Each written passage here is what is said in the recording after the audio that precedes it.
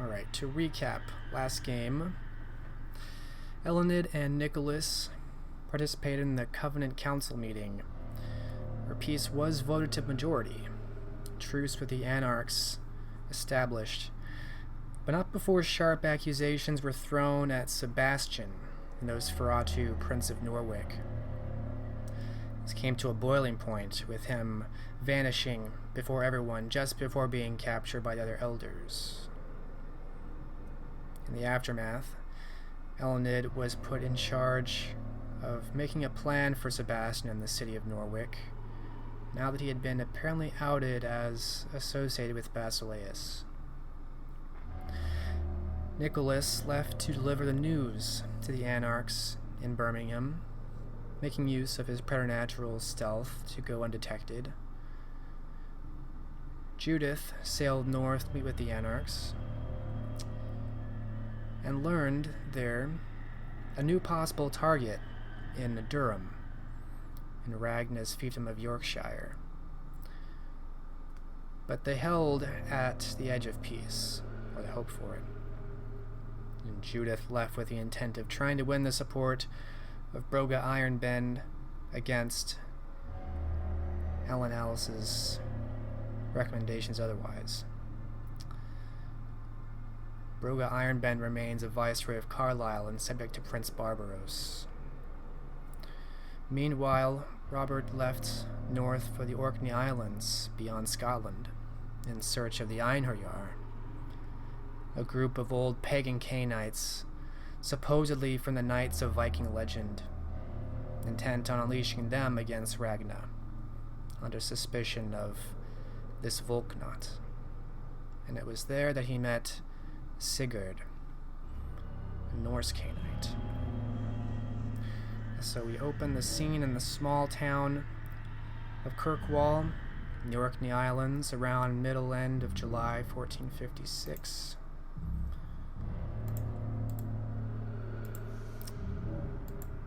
Robert, you are following Sigurd, and he is leading you beyond the town, leaving the palisade-walled settlement into the windy, rolling plains of the island. The lack of trees is impossible to ignore, as the wind is almost constant, though not as fierce as by the coast. He ultimately leads you about half a mile outside of town.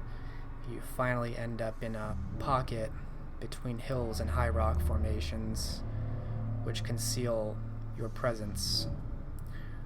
What all is Robert's intention to explain to Sigurd?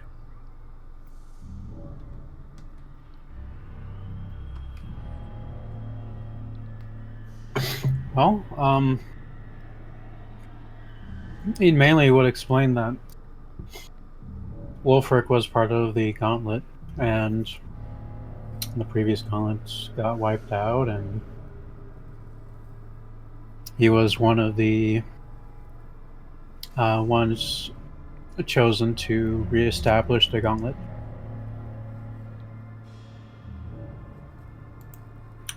But his main reason for being out here is to seek allies against the suspected murderer Ragna, and he has proof of it.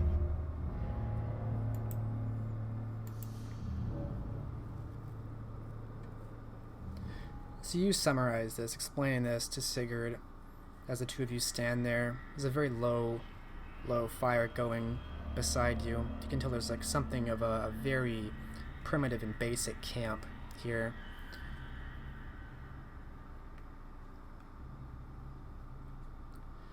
You claim to want allies against Ragnar.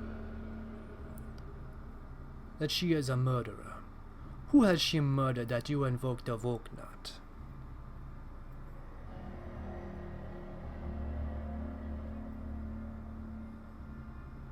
As I recall, it was upon the murder of her sire that she was branded with the Volknot.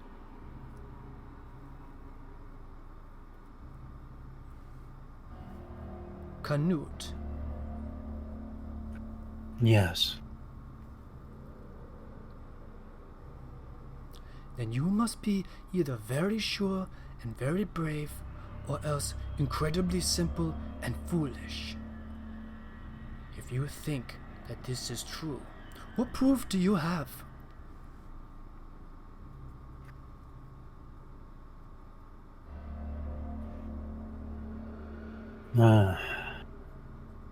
I'm sure one doesn't just get marks of the Volknut upon them. For no dire reason.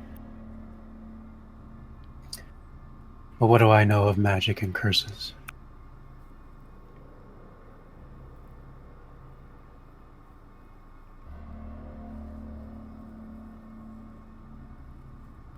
You claim to serve those same lords which Wulfric swore to. I do not think they care about avenging him, or that they want wrath against one of their own. And you have the face of a rich-born Saxon to me. Why all this? Why do you start such things? Why do you care about who slew Canute?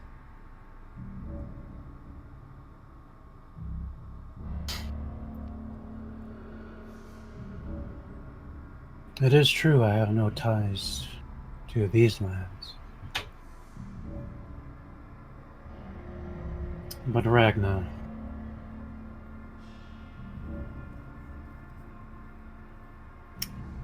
I think it would be best to see justice done.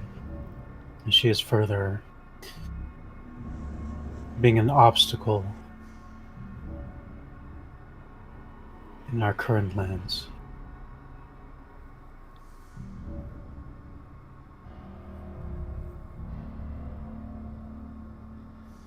So you would use the Volknut for your own political gain? I have little to gain personally. It would be for the good of my land.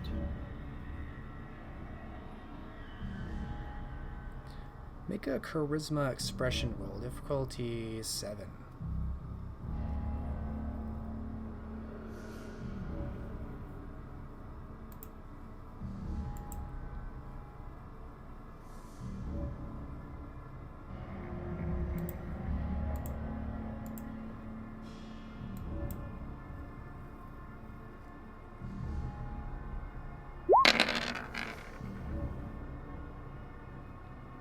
Alright, 2 successes. He sizes you up.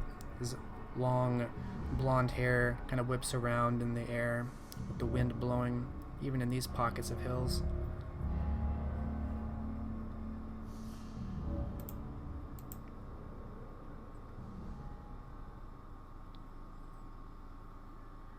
If this is true, and he pauses for a moment, it would be a good thing to free Canute. I will tell you what you need for the ritual to call a hunt upon the Volknot. But I will give you a warning, Englishman. You may not like what comes out. And if you are wrong about this, it will be your blood that feeds the Einherjar. Are you sure you want to go through with this?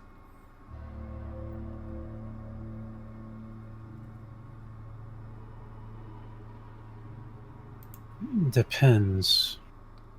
By what comes out, do you mean our kind or something different?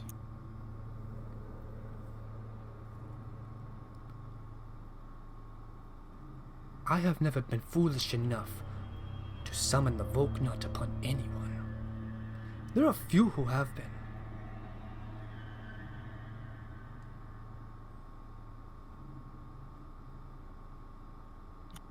And what tales can you tell me of them?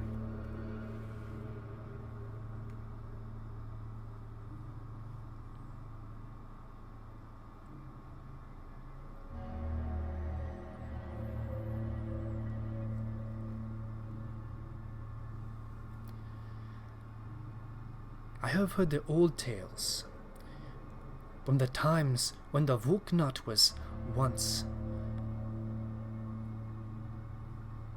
initiated. And he pauses, kind of pacing around and looking at the fire. I was told great giants were summoned forth to bring down Odin's wrath upon those who were undeserving of the blood. Some Cainites, some of the Lupine, even some mortals.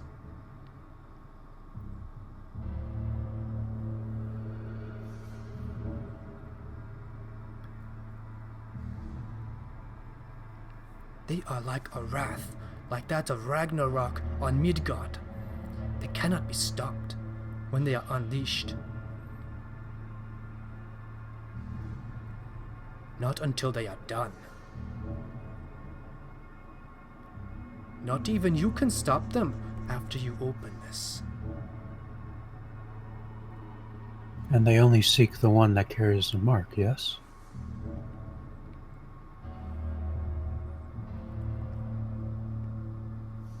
It's like another charisma empathy roll. Difficulty 6.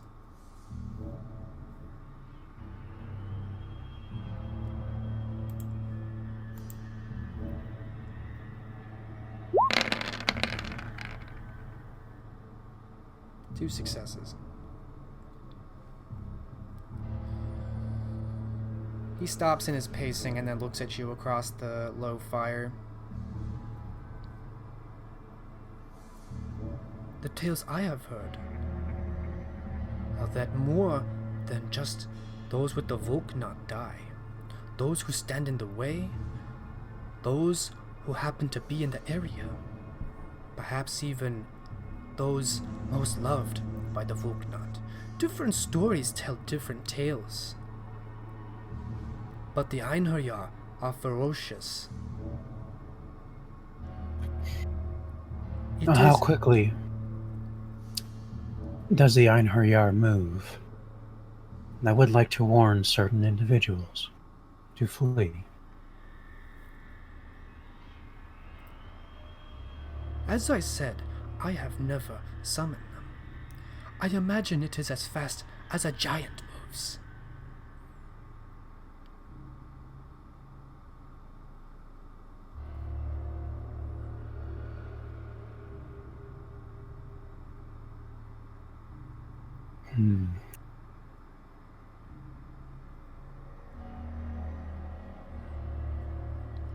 Perhaps I do act in haste at this.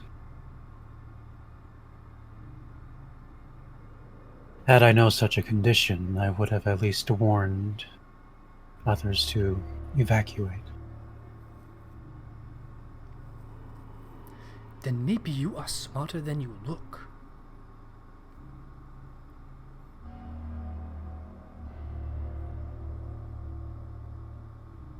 Perhaps. But I did waste time coming out here, so I could be the fool.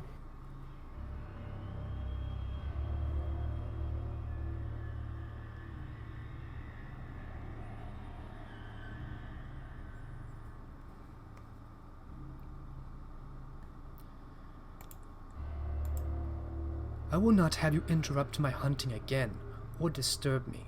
Your fate is decided by the gods, so I will tell you what you need to know, so you will not bother me again. If you decide to do this, you will know, and you may leave me in peace.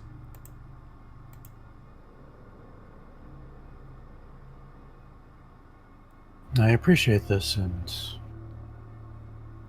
I also extend an offer to assist in your hunt, since I did spoil it, as you said. He nods to this, and he goes on to explain how this ritual is invoked. The chief of the Einherjar is supposed to be in slumber and must be roused with blood sacrifice.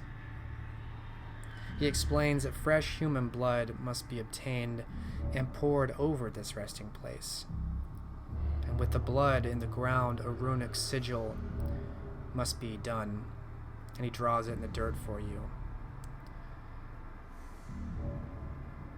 At that time, you chant to call him forth, while you hold a skull in one hand and sharpened iron in the other. He finishes this by telling you the chief's resting place is supposed to be atop a great sea stack off the west coast of the southern island of the Orkneys. A sea stack supposedly known as the Old Man. It is a 500-foot sheer stone tower that juts out of the ocean an arrow's distance from the mainland. It is no easy climb.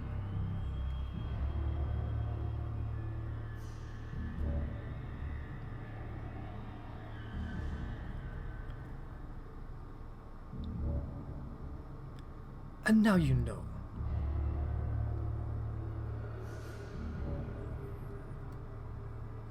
So I do. I am thankful once again. Do not be so hasty to thank me. If you decide to use it, you should wait to see the results to see if you still want to thank me.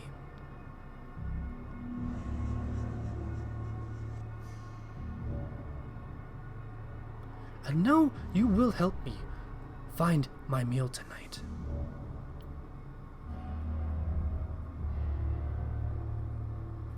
But of course.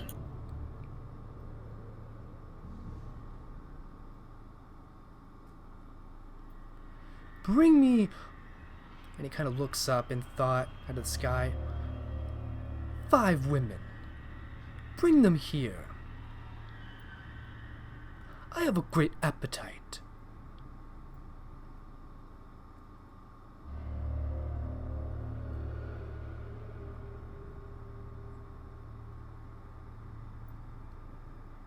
Five, you say? Do you know of any active spots at this time?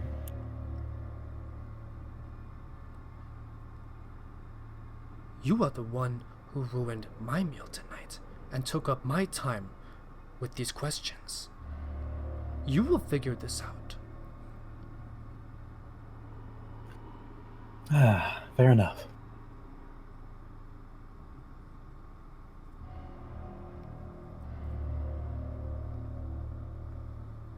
I best get to searching then.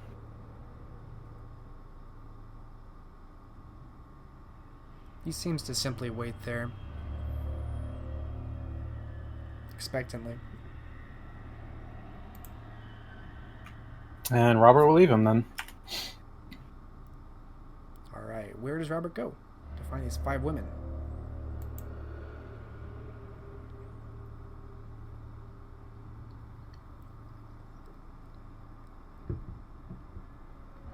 Well, the tavern he was in seemed to be pretty empty, yeah? It did seem pretty empty. Was there anywhere else? Town of Kirkwall is not very large. You pass a number of homes along the way. There is, of course, Magnus, the cathedral. Probably no one in there at this time of night, although you can't be certain. There's bound to be a few other smaller chapels. And you know there's going to probably be a few craftsmen, so shops of various kinds, tanners, leather makers, maybe a smith, Fletcher, certainly fishermen. And they all presumably have families and homes within the town.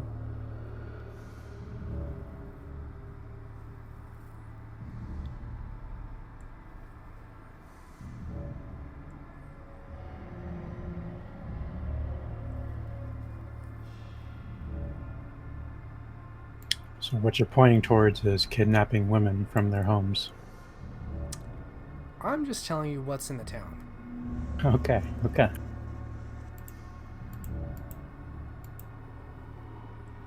The last time you were at the tavern, there were no women.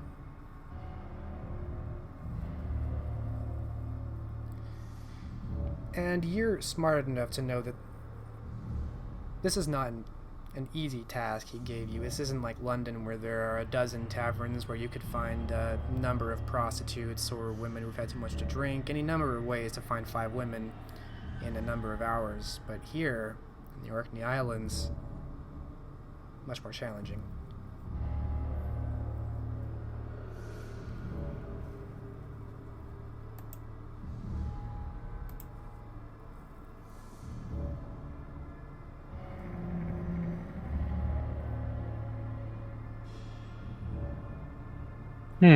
Let's check out the cathedral first. All right.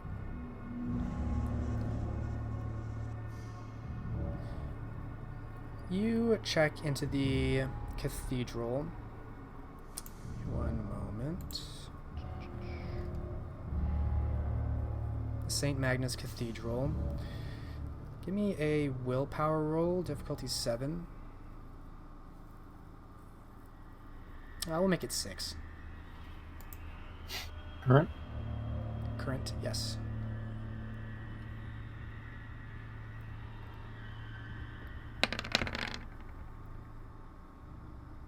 Alright, 1 success. It's definitely uncomfortable being inside a place that so much dedication has gone into building for faith. And it's definitely making you unsettled, but you're able to withstand it for now. As it so happens, there are a number of women who appear to be in dark black habits, holding some kind of maybe evening mass, late evening mass. They're all very quietly sitting in pews close to the front by the altar, their heads bowed and praying. There are a number of candles in front of them melting. Look like they've been melting for quite some time. Who knows how long they've been sitting here praying.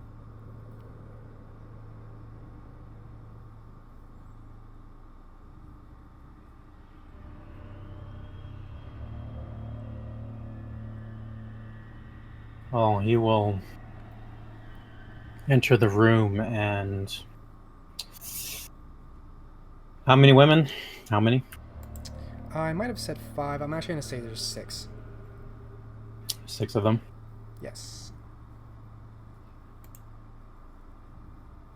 That have like a superior or higher hierarchy in there, and perhaps leading the praying.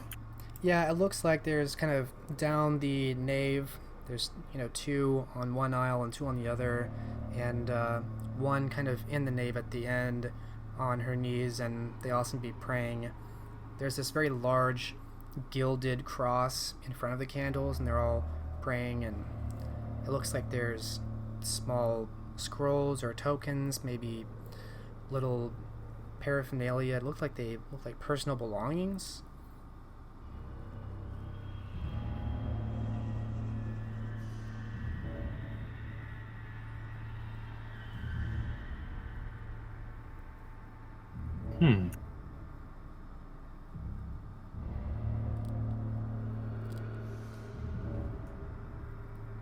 Robert is still dressed as a fisherman. Yes.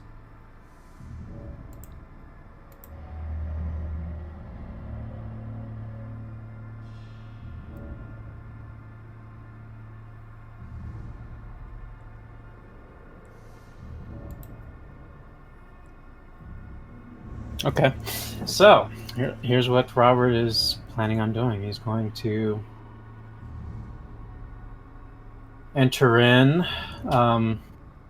Let's see if awe works there, first of all. I'm not sure if this aura is blocking his powers or anything of that nature. Alright, you could definitely try. It's going to be... what are you going for? What kind of impression do you want to make on these sisters?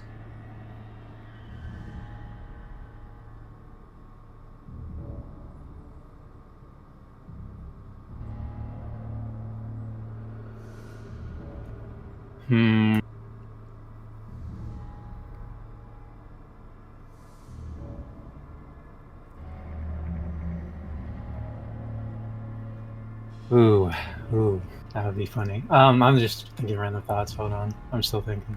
Mm-hmm.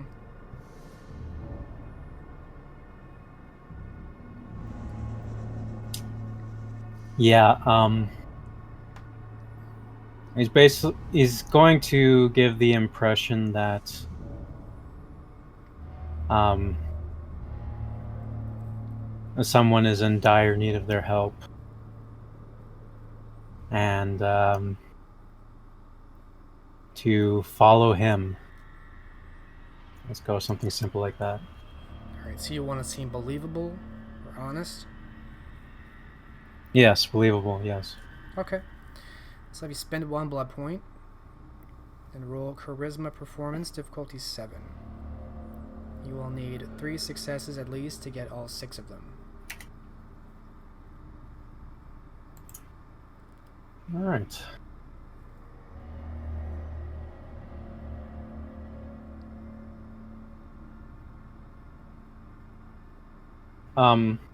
This is the awe roll, correct? Yes.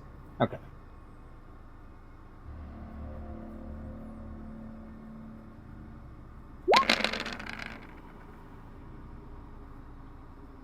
It's a lot of ones. I think at least one of your specialties would apply, so I'll give you 1 success. All right. So that's just your awe, right? You haven't said anything. You've made yourself very honest and believable to at least one of them. Is this at least the oldest or the one leading? Would I be so lucky? I'm gonna say it's the weakest of their willpowers that you got. So it's one of these ladies on the left pew that turns her head away from prayer, breaking from the others, and seems to notice you. Do you need some help, sir? That seems to break everyone else out. Now everyone's looking at you.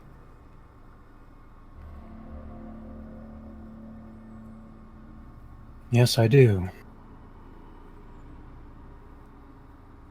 Thankfully, someone is here awake at this time of night. A man outside has fallen and needs assistance.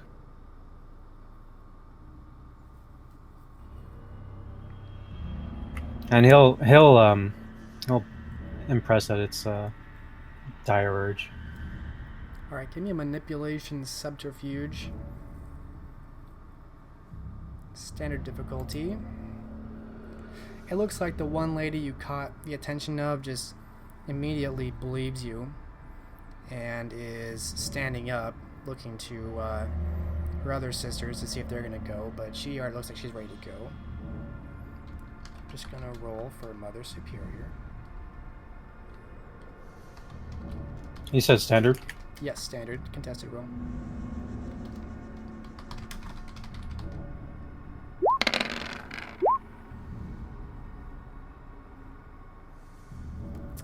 Mother Superior got 2 successes, so did... Oh, you have 2 10s. What's your specialty? Any specialties here? And subterfuge, finding weaknesses. So... Finding weaknesses. I'll give that to you because you're playing on the sister's tendency to aid others. So I'm going to be generous. I'm going to give that to you. Give you okay. 4 successes over the 2. So obviously, the others seem a little bit hesitant at first, but you explain yourself, and the woman that you've gathered must be their leader of sorts. Well, it is a bit odd, but we should go and see if this one needs help. And now it seems like they're all leaving, following this older-looking nun.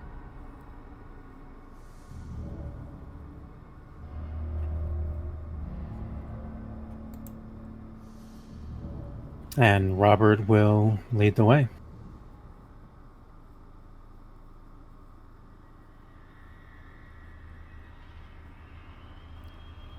Alright, so they get outside the cathedral and look around. Mother Superior kind of looks at you. Where did you say he was? Over this way. At the outskirts, correct? Out of character? Yeah, half a mile outside town. Oh, good distance. Yeah.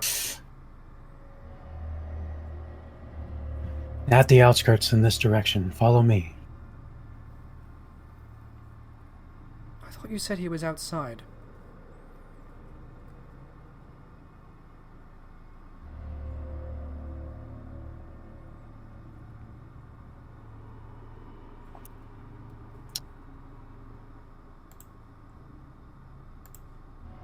Outside, yes, but further away, he needs help.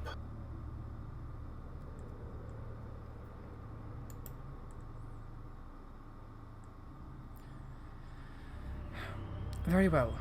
Quickly then. On with you, boy. Let's go.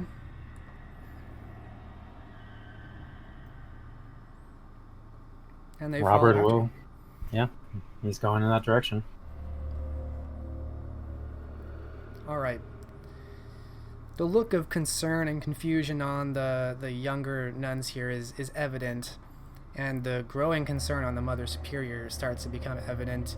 You don't think you're going to get much farther just as you reach the corner of the pockets of hills, and the fire that was there is gone now.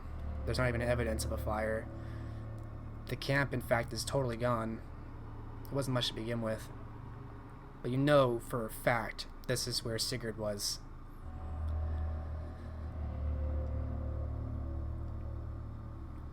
So I'll have you know, if this is some kind of tomfoolery, I'll have the guard raised.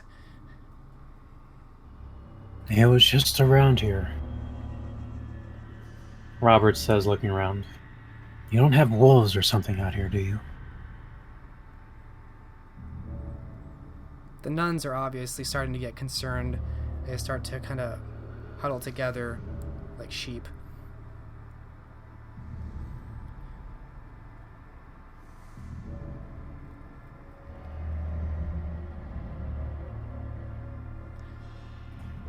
The Mother's Superior. Go ahead. The camp, is there any structures in it? Not anymore. I mean, it looked like there was a very low tent. There was previously like a satchel of supplies and maybe a very thin sleeping mat, but that's all gone.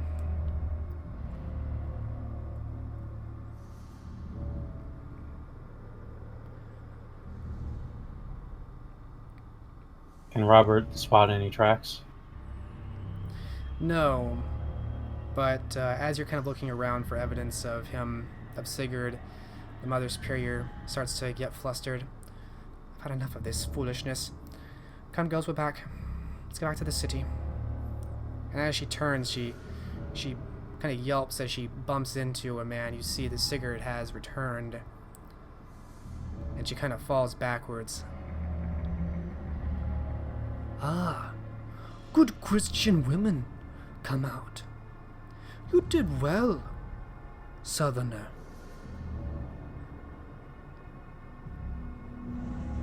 What? Who is this man? You have led us all to death, have you not? You will burn for this. You will burn for this. Certainly not death. And Robert will look at Sigurd. He seems to be smiling gleefully. There's not much light, but you can see even with the dim light, his fangs are extended. Do not worry, little Christian woman. I will keep you all around for a long time. It is hard to feed out here. Now that I have all of you, I do not intend on losing you.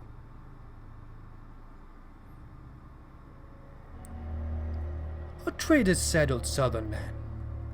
You go and decide on what we have talked about.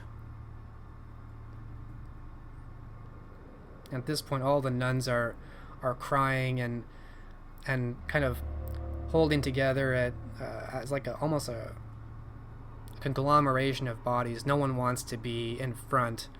The Mother Superior tries to shield them, backing them away, but there's nowhere to go. They're cornered in this pocket of hills, and Sigurd is here. He shoos you away.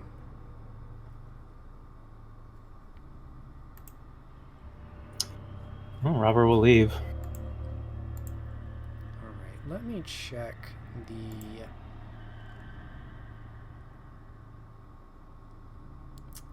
your humanity.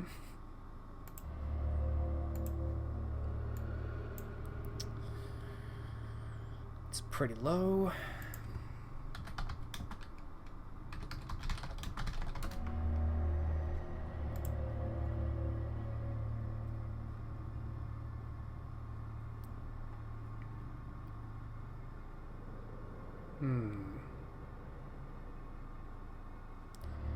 Leading a group of women out to an uncertain but certainly grisly fate.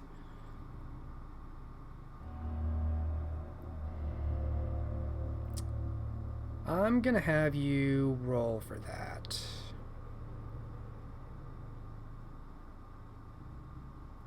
Give me a conscience roll. Difficulty 8. Okay.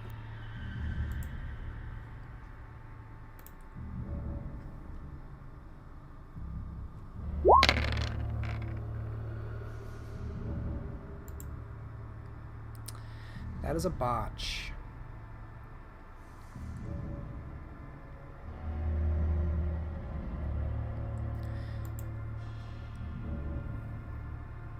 You do not feel terribly remorseful for what you did. It was a simple exchange to you.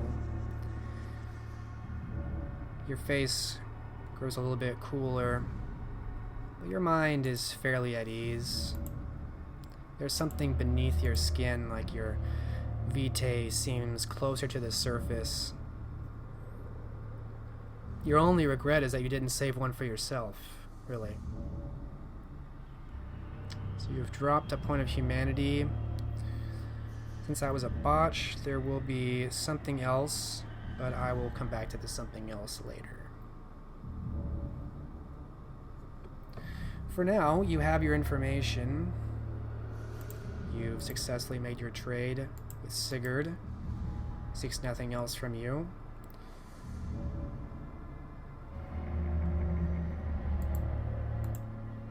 What else does Robert intend to do?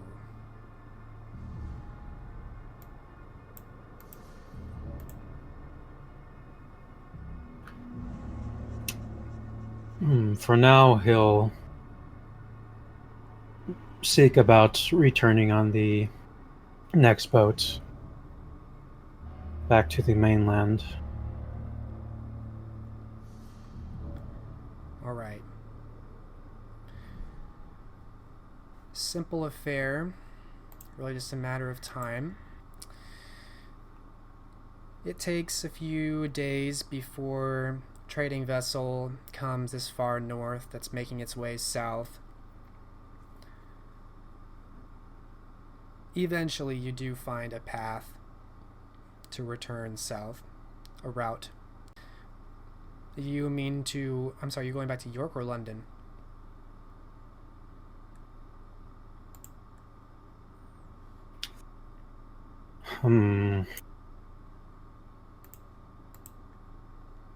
First York. First to York. Okay. So yes, you will be returning to York by ship right at the end of July 1456.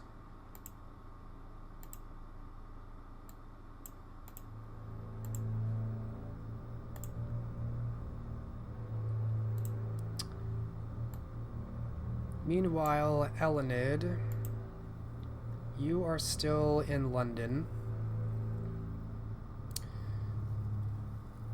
plotting away at what you might do with Sebastian and with Norwick.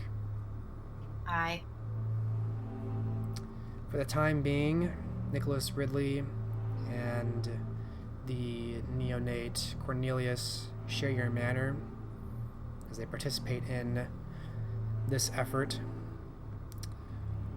What's going through Elined's mind right now? What are her thoughts leading to? Her mind is going back to the nobles and their alliances. Which ones that are loyal to Barbarossa's side, that are down in that area to try to use as a cover-up.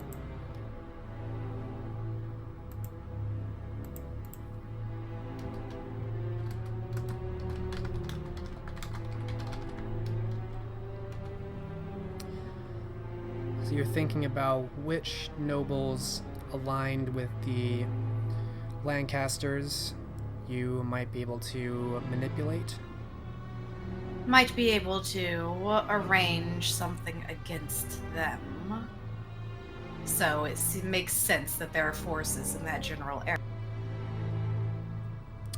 Okay, so trying to figure out if there are nobles supporting the Lancasters but happen to be in Norwick so that you could pose forces against those nobles as a cover to attack Norwick. Yes, it's a bit of a stretch, but yes. It is a bit of a stretch, but it's not impossible. Now, give me an intelligence politics roll. Standard difficulty. Number of successes you get will give you more information.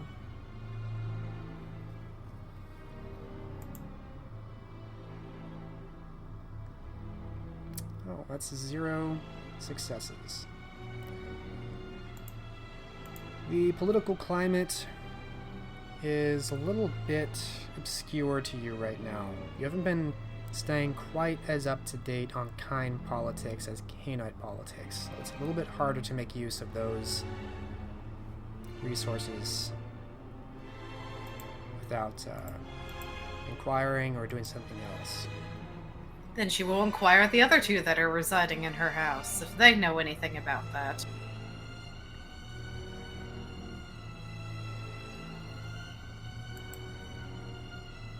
What exactly does she want to know? If they know of any, quote-unquote loyalists to the side Barbaros supports in the Norwick area. Gosh, do I? I will let you make the same roll. Intelligence, politics, standard difficulty. How did I get out of roll 20? What the hell? Looks like you're still in, to me. Oh, it's on a separate tab. Weird.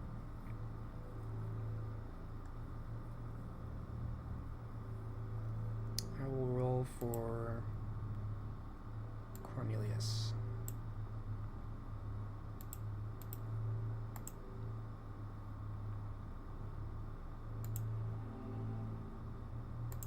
Okay. Politics, you said? Yes. I don't even have politics, so that ain't gonna work. I'm afraid you cannot roll. Nick, it makes sense that Nicholas doesn't really pay attention to that kind of stuff.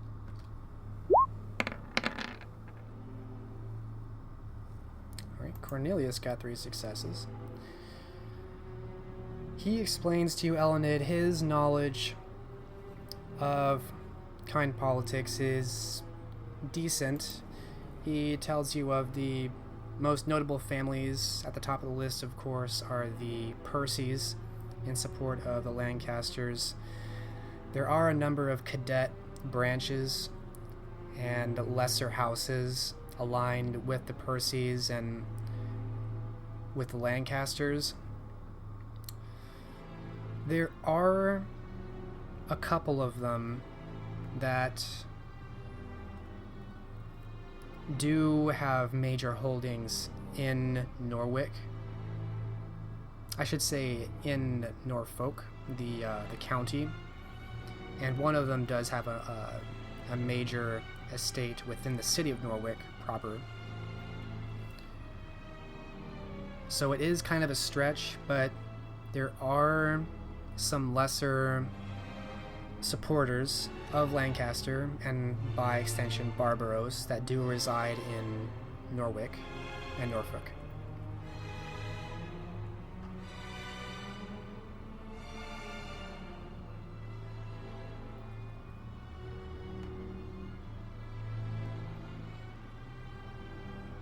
Interesting.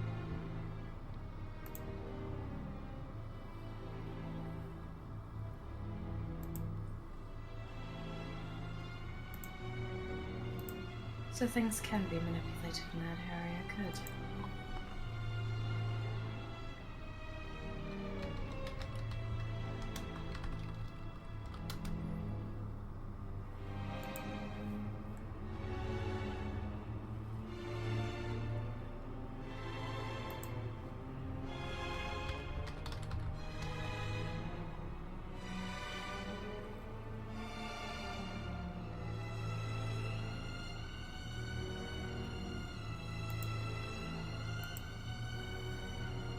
Anything else you want to know or do during this time?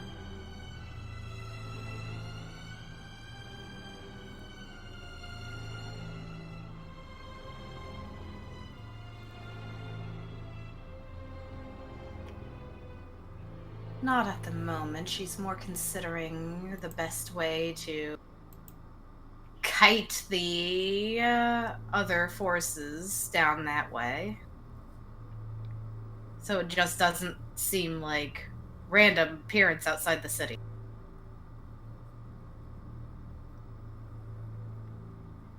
But before that, that fortress that was rebuilt, is that still there? Within the one that's basically outside of London. Just outside London. Judith? I want to say that's Edmonton.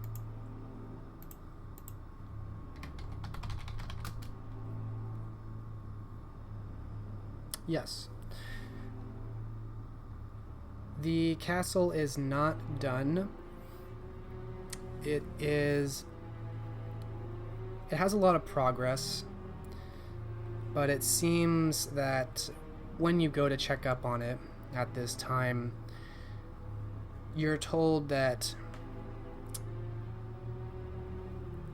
it seems funds, or at least the payments that have been ongoing for this castle, were steadily coming in and everyone was being paid up until just a few weeks ago.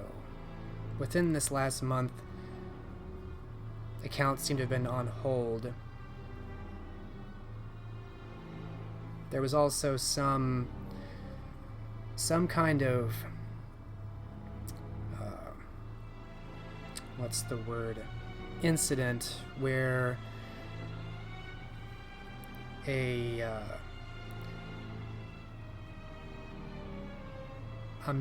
Moor, was fleeing to the village, apparently badly wounded, and he was abducted.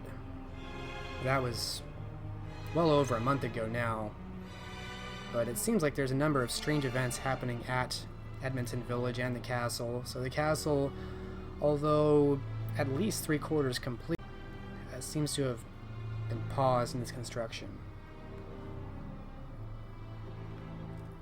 Are the forces still there at all, or did they scatter after payments stopped coming in? The forces are still there. They are paid through the year. Okay. I want to say there's 45 in total. I could be wrong. I haven't looked at those notes in a minute. Not counting the peasants. And of the areas that are completed, how much, well, it's a castle. It should have enough for those wanderers if she comes across.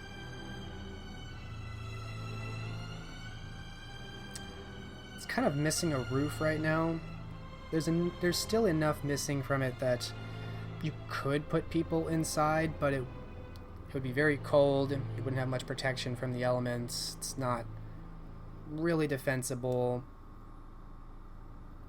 It'd be far from ideal. If you want to just keep people inside somewhere, you'd be better off putting them in the village.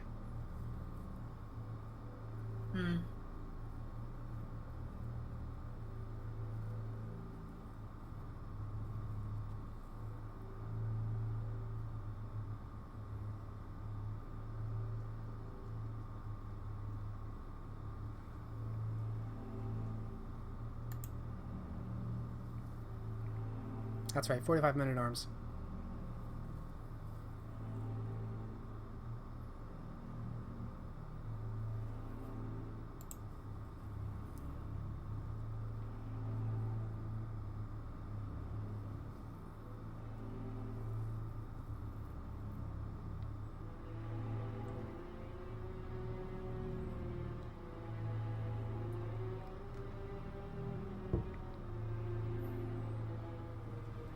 Yes, but if I put them in the village, I have to spend money.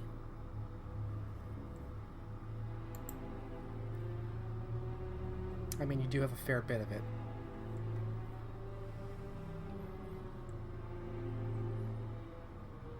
True. What is Elined's goal?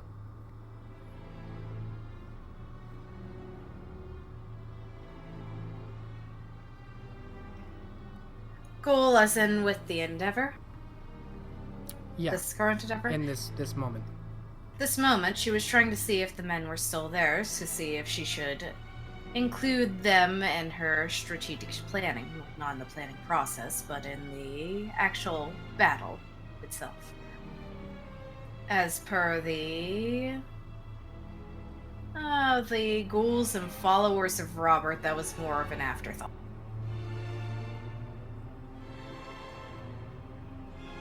Robert's ghouls have been sent away. You don't know where they are. True.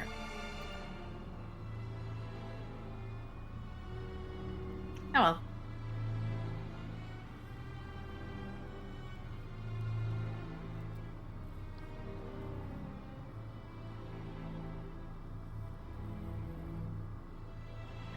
She will watch over the training of some of the men and see if there's anywhere they can improve.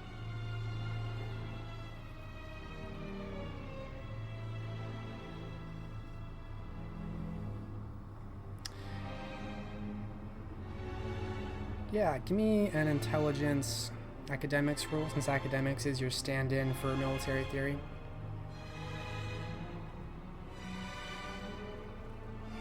We'll give you standard difficulty.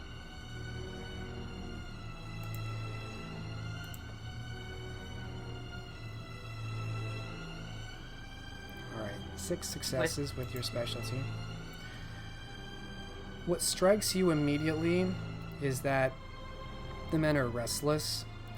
They don't do so much regimented training so much as they do the occasional brawl. They have gotten bored with nothing to do. You've seen this before with mercenary groups that have nowhere to go and nothing to do. Armies get restless. Standing forces get restless. And these men have just been on patrol, stationed here for quite a while now without any further direction or anything to do, and so they get drunk a lot. There's some infighting. They lack discipline from lacking purpose, and so there's a lot of a little rough around the edges right now.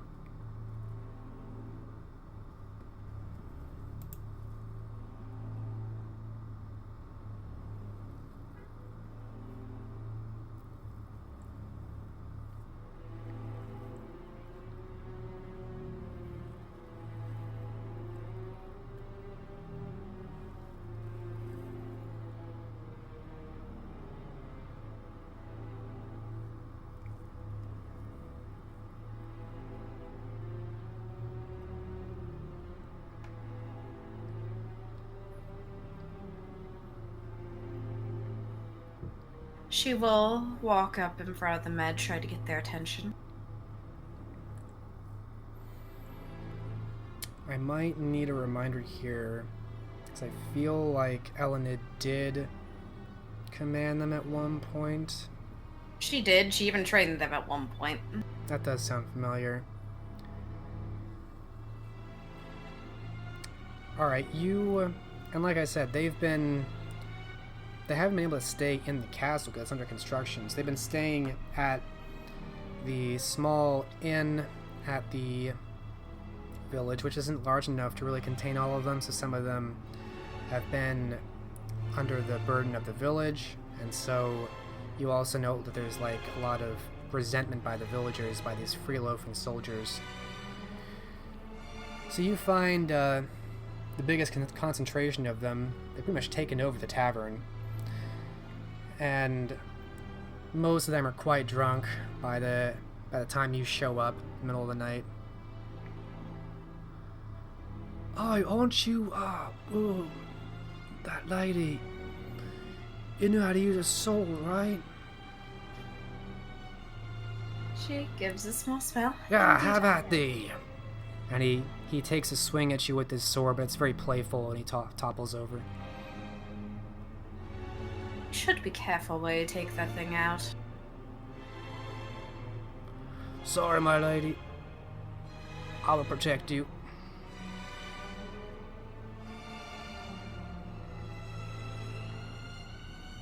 Now,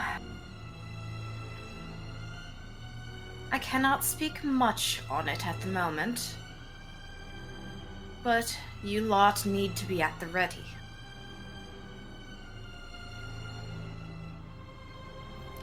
Another drunk but less drunk man kind of steps over and starts speaking to you. The beer is heavy on his breath.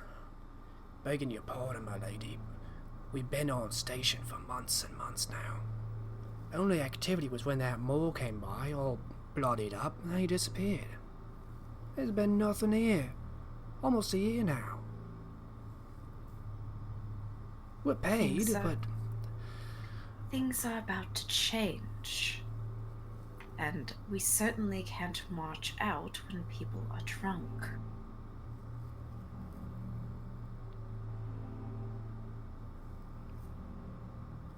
I understand the recreational drink, but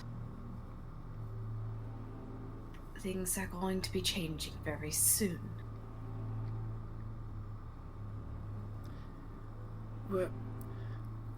We'll try our best, my lady. You know, we're good men. Most of us. Kind of staggers a little bit. Can I do a leadership role, try to keep them in line? Or instruct them to keep in line, right? Sure, give me a charisma leadership roll. Difficulty is going to be 8. Does the specialty and military for leaderships apply? Yes, leaderships. There's more than one, clearly. Yes, I will give that to you.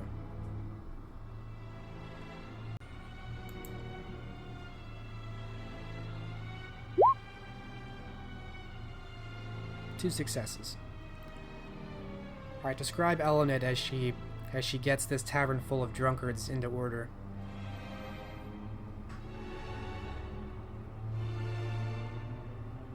Is this how you want to be remembered?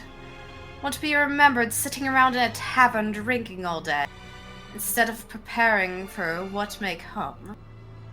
Look at the current tensions. Conflict could break out at any time. You need to be at the ready.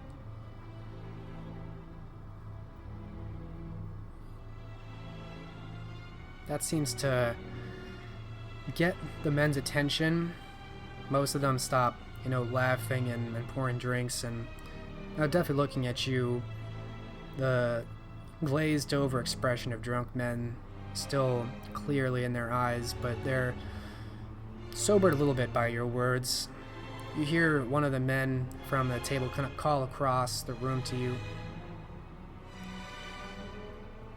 What tensions he talking about?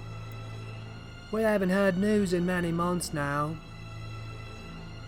There's a kind of a chorus of kind of, oh yeah, it's true.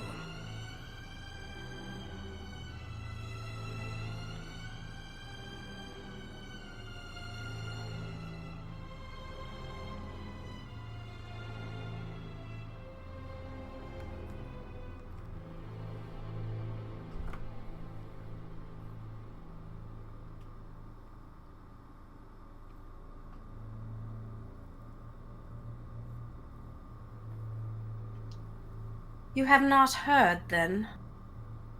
Not of the, well, the war between the houses?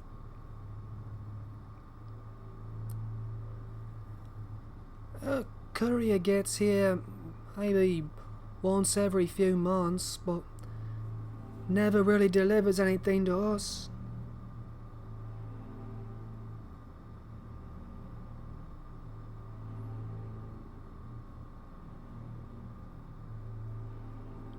There is ongoing hostility between the Lancasters and the Yorkses.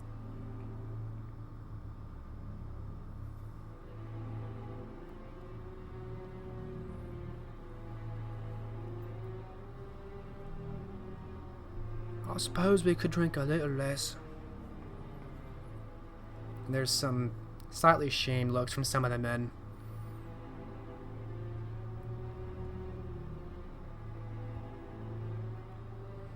Good.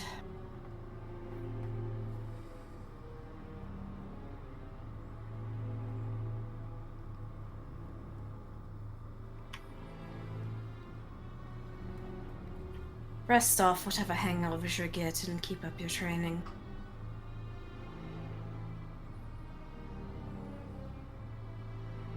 There's another chorus of kind of grumbles and moans and reluctant agreement as they all kind of put their cups down and push themselves up to slowly get up and leave.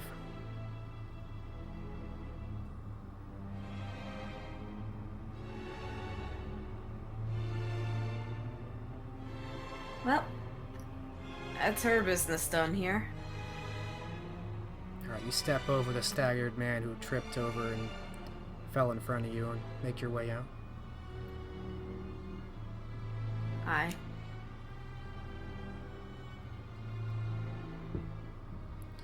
So having reinvigorated a sense of purpose in these men, at least for now, what else is Elined being to do?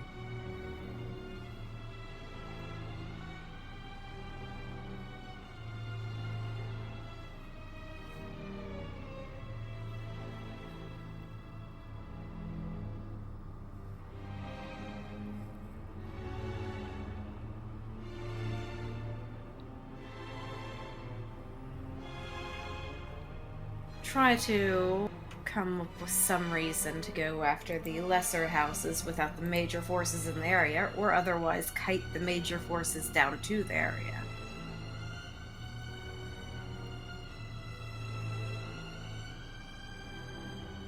That might be difficult. It would. What major forces do you want to bring down to Norwich? To Norwich? If that's what you're trying to do. Yes. Enough to explain why why there's going to be forces marching on the city, as it can get easily written off as such.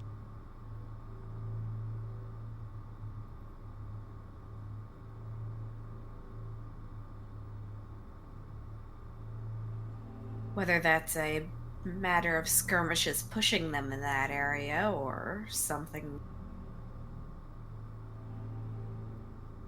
else that I am not considering at the moment.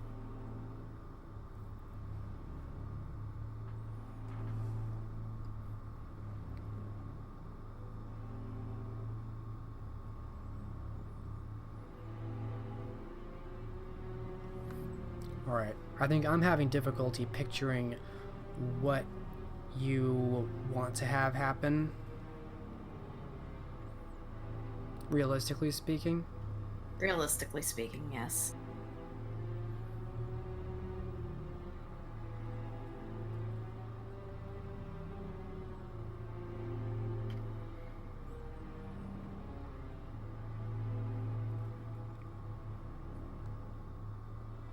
Are you trying to make use of the Covenant forces, or maybe you could try to explain that to me again? More... In which manner do the battles need to happen in order to get enough forces down to that area without poof outside castle gates?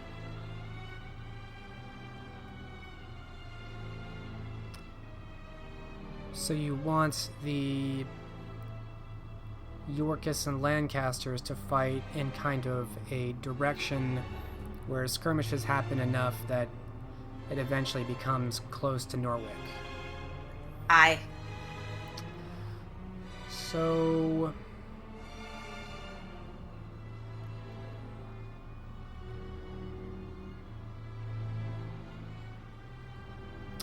You didn't roll any successes on your intelligence, but Cornelius did, and he can tell you right now that right now, technically there is peace between the Lancasters and the Yorkists.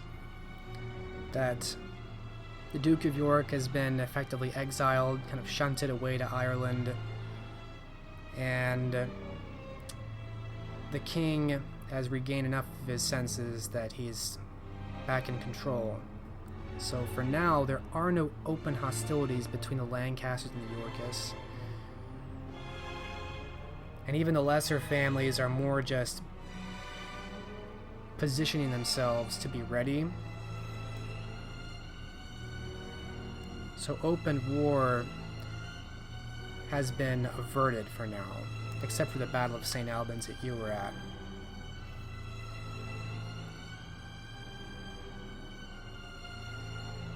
Unless you wait longer, maybe until inevitably something sparks the fire again, then war could resume, and you could probably enact something like this, where enough skirmishes are happening that you could get the field of battle close enough to Norwich, but you would have to have the fighting resume again. Probably would happen organically. When would that happen? Hard to say. Maybe a few months, maybe a year. Unfortunately, with the anarchs, they're on a hard time schedule. You've been given, you know from the agreement, you've been given 6 months until it has to be renegotiated. They're not going to go straight back to war at that point. That's your understanding of how this armistice was agreed. It's kind of a postpone, kick it down the road until January of next year.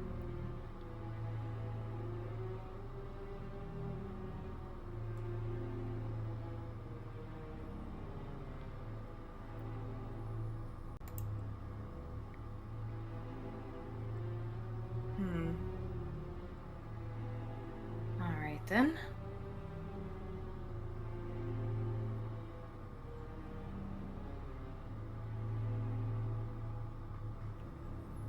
Then said plans will have to be put on hold unless something like that happens, but that would mean the tactical shift would be far more beneficial to try to do this covertly with a smaller force.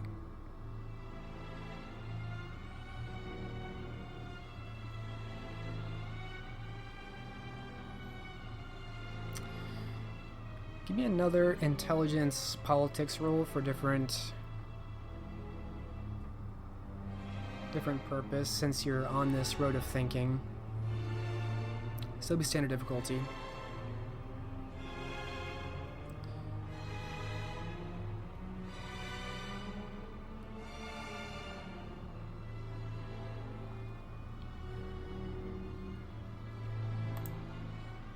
I don't know anything. Yeah, you're not rolling very well on politics. Yeah. I was going to give Elined a hint as to how this might otherwise proceed, but unfortunately it's not coming to Elined this time.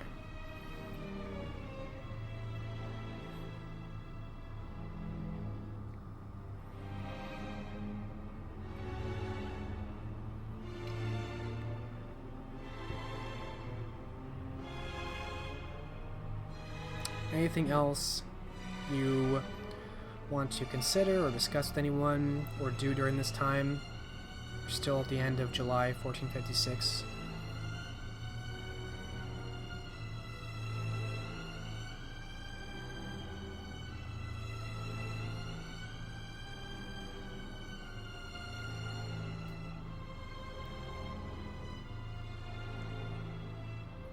Outside of keeping up with her training,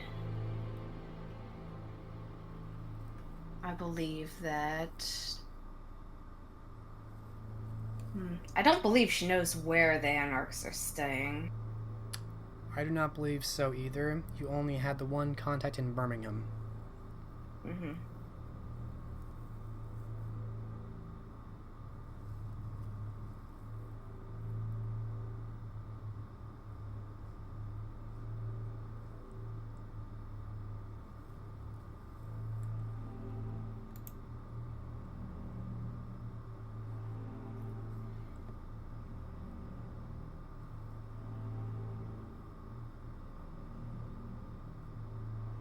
Well, since they are now allies, it might be fruitful to go and discuss things with them. Or at least to the contact that was in the town, should he still be there.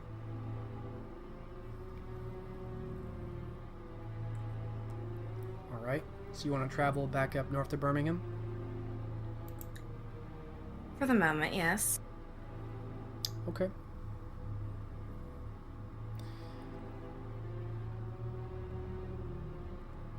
And just to clarify, it's just going to be you traveling with a carriage driver. You travel during the day while you sleep and camping at night? Yes. Okay. So that'll be a 2-week, as I recall, 2 weeks by carriage. It's definitely one of the slowest routes. And roll me 2d10.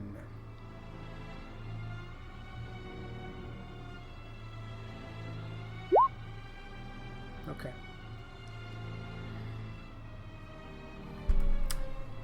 So you will arrive without any major incidents in Birmingham. She will keep her cape drawn up, just in case. But still seeking to find Robert Dufour, the contact you met before. Yes. Alright.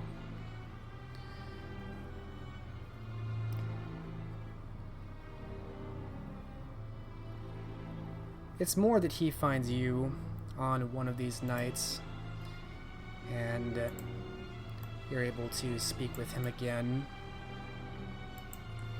What are your questions or topics for Robert Dufour? Since we are allied against a common enemy now, I believe that plans should be made in conjunction.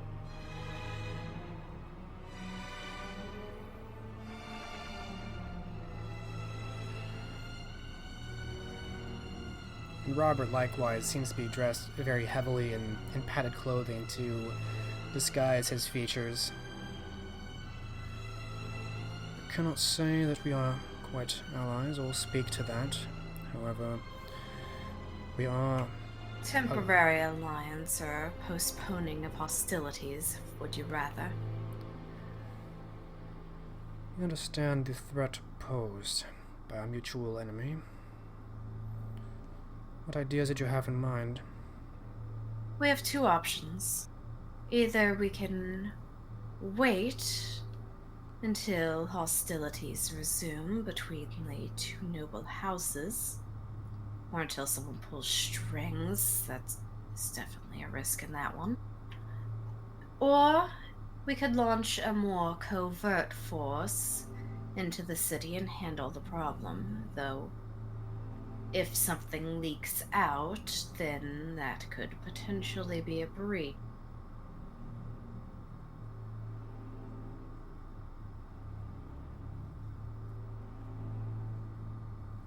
The war option is the easiest one, but it requires a good deal of waiting. At that point, the person could very well have fled.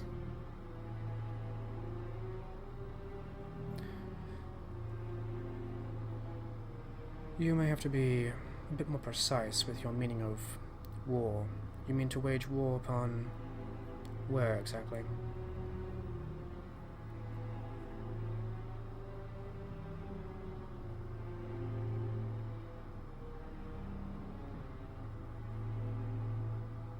The war between the Yorkists and the Lancasters, should hostilities remain.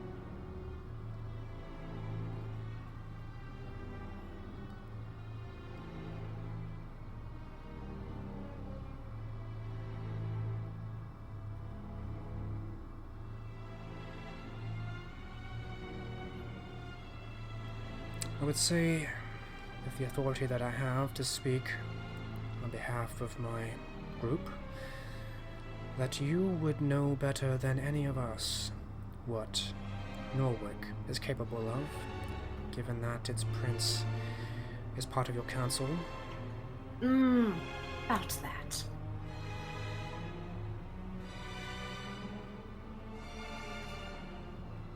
And sorry for the sudden silence, I got interrupted.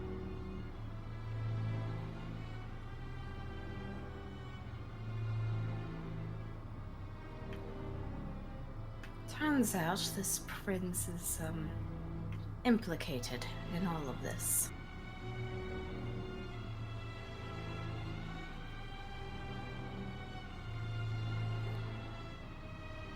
So we must now contend with the Norwick prince as well as this Basileus. As it would seem. Which complicates things. My point is, if the hostilities between the two noble houses resume, then the conflicts and skirmishes could be directed in that area and could serve as cover-up, but it requires waiting.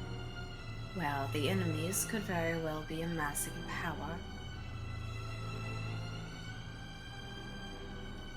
Alternatively, a covert force could be going in and dealing with the problem before it gets any more strong than it already. But that runs the risk of, if they get found out, it could very well cause something that could be determined as a...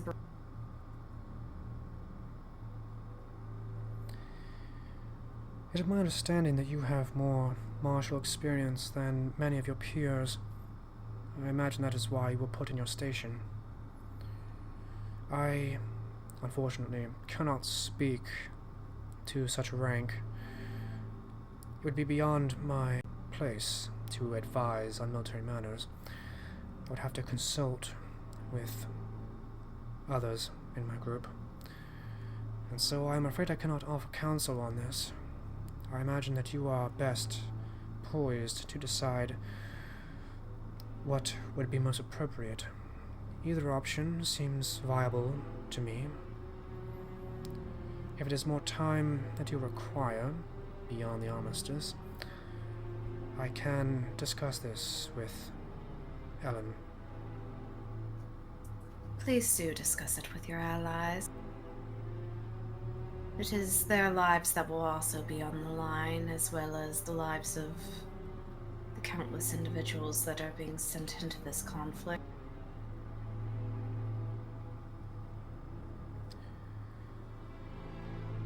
Frankly, my lady, I cannot speak to Ellen's patience. While she may be a very reasonable individual, without some form of goodwill or progress, this may be seen as a delay tactic by others in my faction.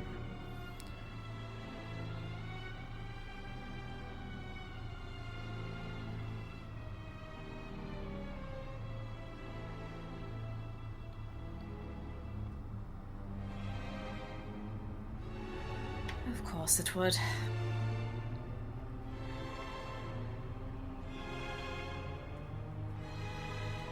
In which case it seems to me that you have two options.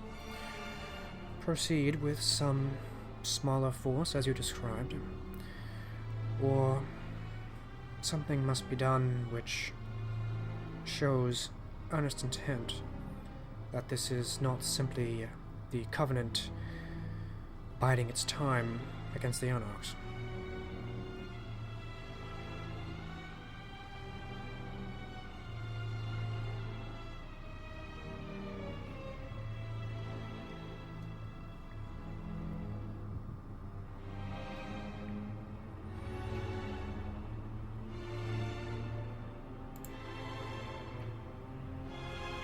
Yes, that is a very apt description of it.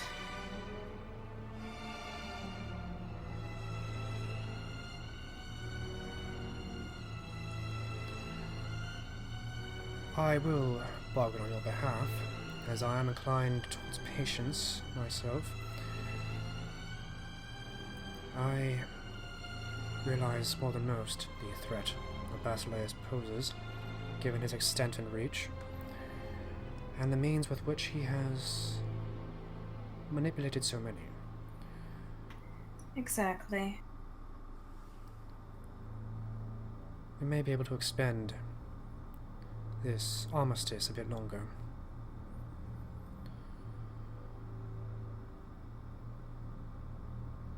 But I cannot make any promises.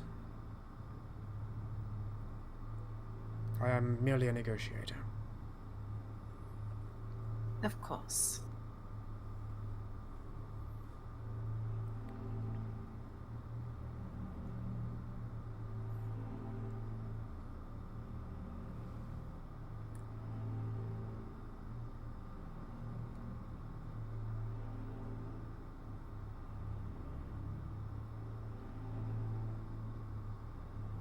I could not help but notice, if you do not mind me speaking, you travel with no guard, that I was able to tell.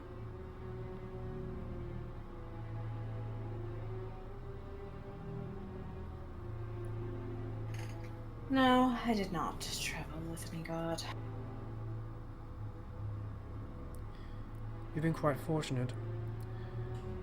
These northern lands can be quite dangerous. It may add to your discretion that you do not travel with guard.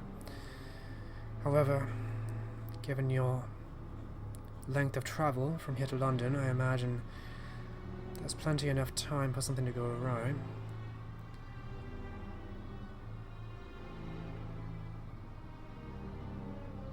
Not that it's my business. However, I would hate for these discussions to fail because a higher-ranking Covenant diplomat fell to something. The lupines have been spotted in these areas. I will keep that in mind.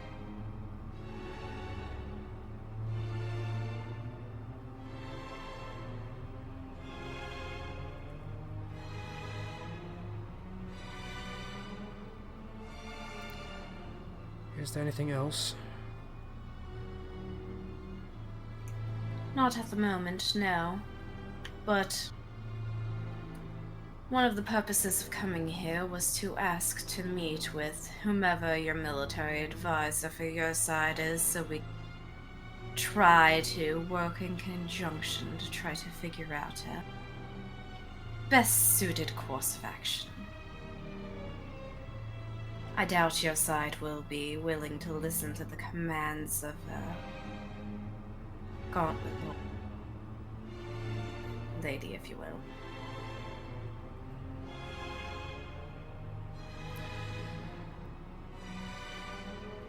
I will inquire. With hope, they will return to continue discussions on a more authoritative level than I can.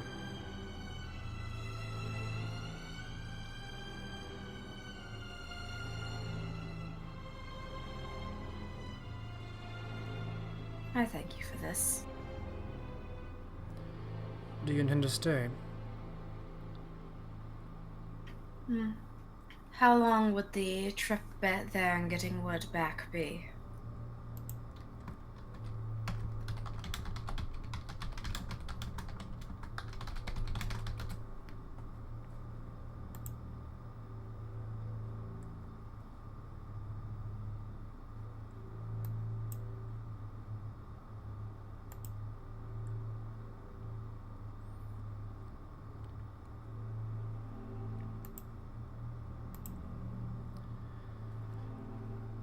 Unfortunately, it'll be quite some time. It would take me...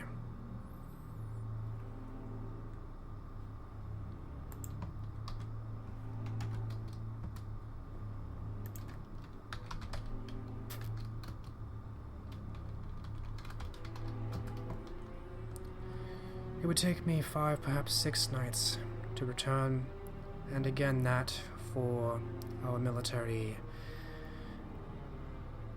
officer, if you will, to arrive. A fortnight all about. Question. Is a fortnight enough time for her to go to York and hear any new information that our Nosferatu friend may have found? Or would that be longer? I'm sorry, I only heard half of that. Oh, sorry. Would that be enough time to go to York and get any new information on the area out there that her Nosferatu acquaintance may have acquired? Unfortunately, since you're traveling by carriage, everything is very slow. Birmingham to York. York's not that far away. Let's see.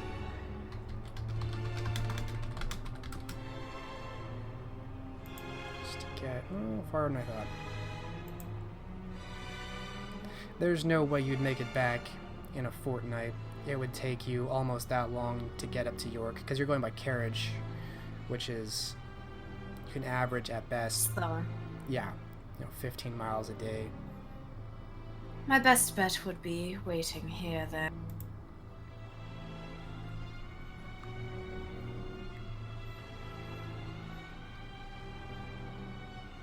Very well. In hope, I will return in a bit more than a fortnight, if weather permits and the horses are good. Of course. And he departs quickly.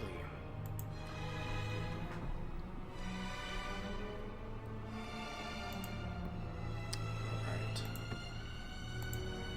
Meanwhile,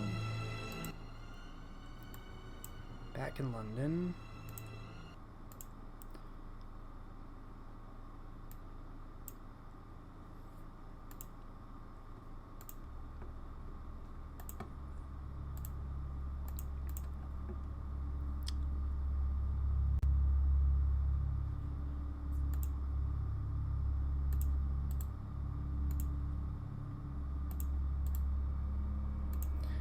Nicholas, you are idling at the manor briefly, and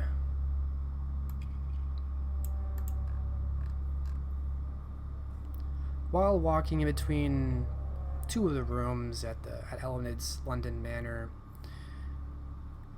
you catch something in your eye and you're wiping away at it. And when you open your eyes again, you realize you are not in the manor. You are back atop the mesa. The mesa you were at before, in the vision.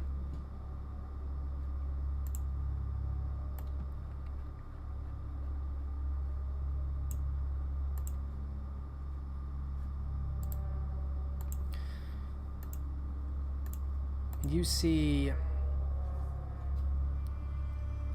it is just as you recall, with only slight modification. This mesa is very high rising and steep-edged hill. It's about twilight. There is still some light in the sky, though not enough to concern you The stone stack that you were constructing is done. It reaches about 10 feet high. The very top, you see there are many various strings and ropes and twine stretching off in every direction for miles. And all these ropes and strings, they go far beyond the edges of this hilltop mesa you're on. They go down into this surrounding canyon. You see crows flying about as they did before, but some are sitting on strings and ropes here and there, bobbing and perching, moving around different segments of these strings. And the same Canaanites are all around. Although now, instead of working on the tower, they're digging trenches, leading away from the stone stack and off the edges of the hill. You yourself are knelt down beside Prince Octavia, both apparently working on one of these trenches with your hands.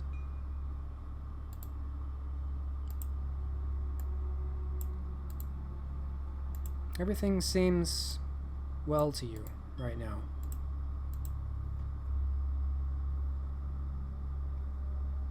Or at least it feels well. Doesn't seem to connect with what you remember.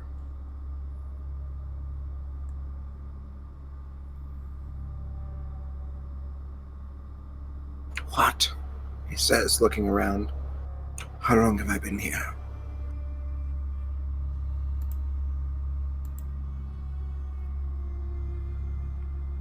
And as before, the mouths of everyone around you open in unison as this voice speaks, all of the voices together, with an undertone of another voice deeper beneath them. No longer than necessary.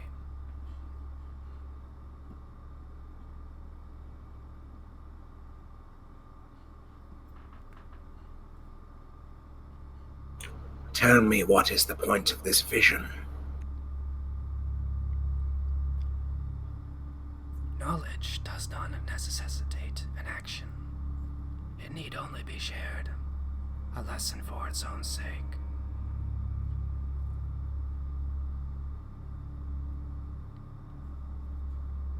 What lesson will I learn in preparing a hill for war?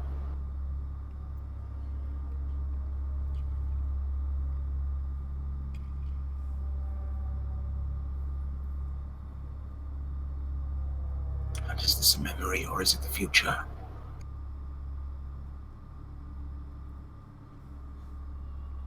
Indeed. This is no hill for war. This is a hill for understanding. A thing may be witnessed, terrible to all, but terrible things may be wonderful lessons. And at the end of this unanimous sentence, there is a slow gush of dark and viscous material bubbling out of the top of the stone stack. Rivulets start streaming down in pools, going into the funnels that are being dug.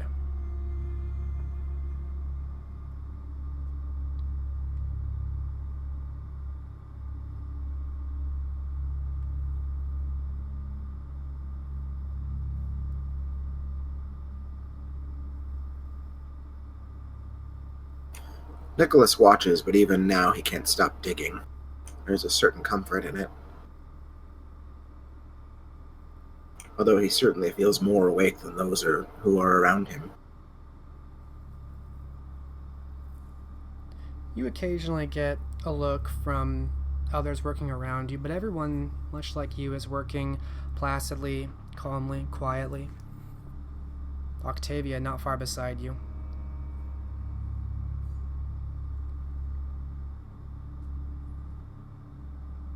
She looks to you from the other side of the ditch.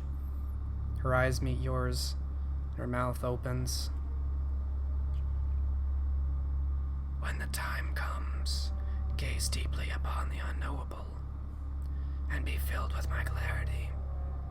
Be not afraid of those things which haunt shadow, for in the darkest places are the greatest truths.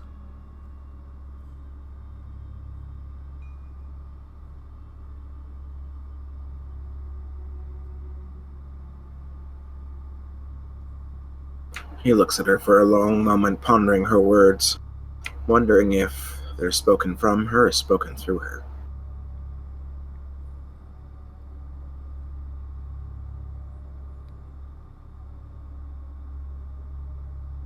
But how is it we can be in two places at once? You in the hallowed halls of your asylum, and here. Me in a manor in London, and here.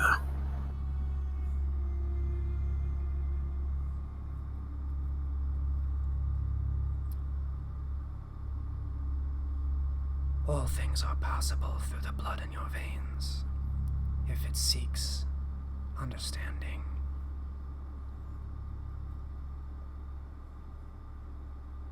It does. And then realizing that he snapped. It does, my prince. But the blood in my veins is not patient. I crave immediate understanding.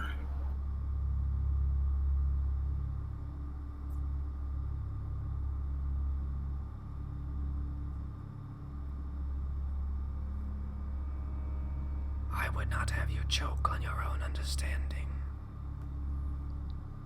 And a thin smile crawls across Octavia's lips, though you don't feel like it came from her, as though someone was pulling at her cheeks to make the smile.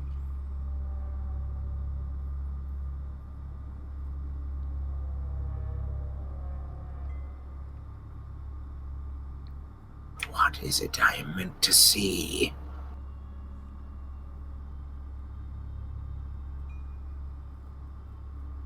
Octavia points to the stone stack.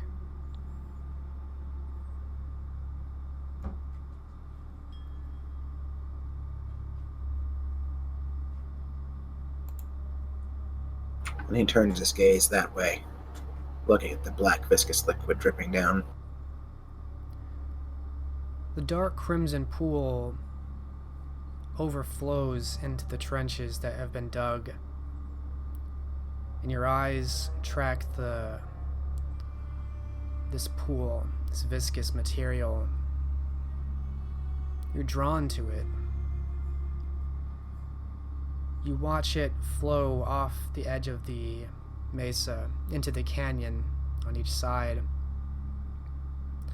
You feel your vision retract as the sight pans backwards and up into the sky. And you can see yourself away. You can see the hilltop and the stone stack, everything getting smaller and smaller as the canyon around it becomes visible. And you see it's not just a deep canyon which surrounds you, but a great and deep maw, part of an enormous and terrible visage, engraved across the landscape for miles, being fed slowly, being fed this material from the hill that you once stood atop. There is this low roar that grows in your mind until it's deafening. And as this becomes clear to you, the vision ends and the sound clears. You finish rubbing your eyes. You see that you are back in the manor. He looks around himself, confused. No! No! I was meant to see more.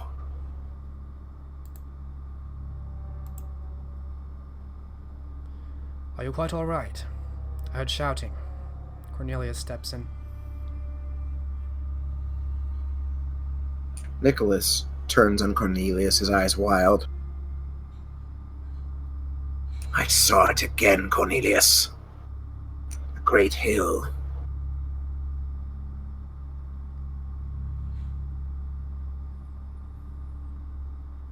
course you wouldn't know what I'm talking about.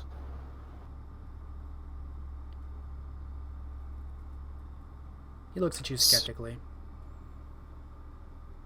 Something terrible lies beneath that hill. Ancient beyond even our understanding of ancient.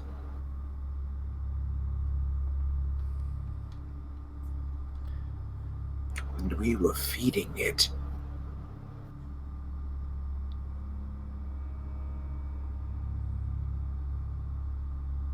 Do these visions, that they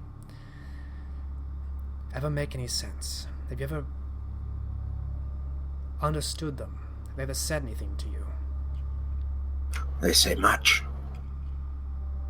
And yet, no, I do not understand. Not fully. You must think this the ravings of a madman. In part I do, but I have spent enough years and nights to know better than to ignore the sight of your kind. Whether it has significance for you alone or for all of us, I know better than to turn my back against it. That I have not been able to determine, but I must find this place. In the waking world, I must see it with my own fleshy eyes.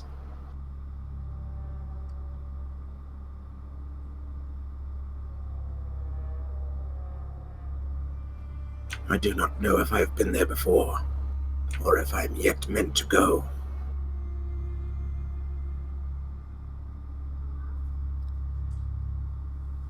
I have heard other Cassandras tell of visions of them being in impossible places. Hell frozen over, the heavens themselves. What makes you so sure this is truly a place to be? It was so real. So real I could draw it for you.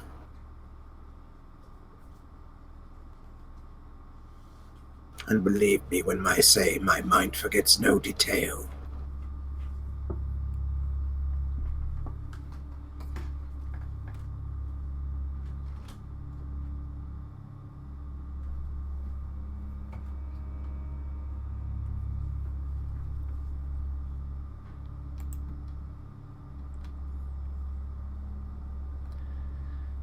I wish I could be of some aid. Shall I describe it for you? Maybe it's a place you've seen. Perchance you might. I cannot promise to have been there, or have even been anywhere near.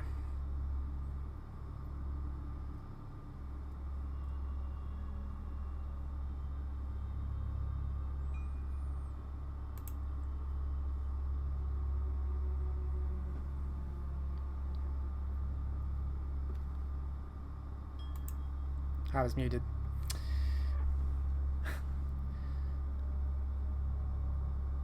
Perchance you might draw this. I cannot say to have been here or anywhere near it.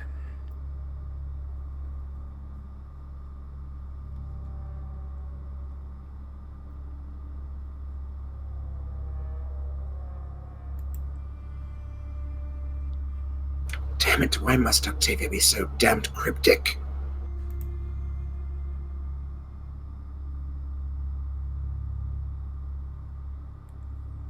I, for one, do not like invasions in the privacy of my own thoughts. And you are sure this is Octavia which invades your mind? No. In fact, I'm sure it is not.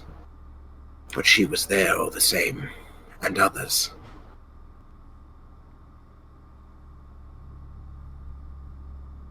She knows more than she's saying. She wants me to uncover the secret for myself. I find that damned frustrating.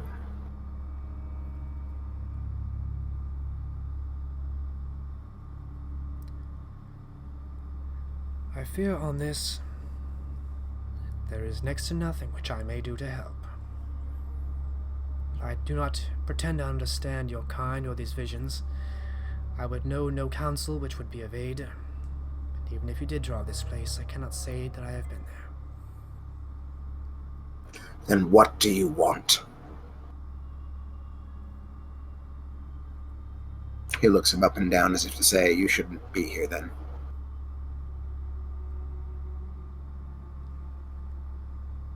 He kind of scowls and turns to leave, leaving you with your thoughts.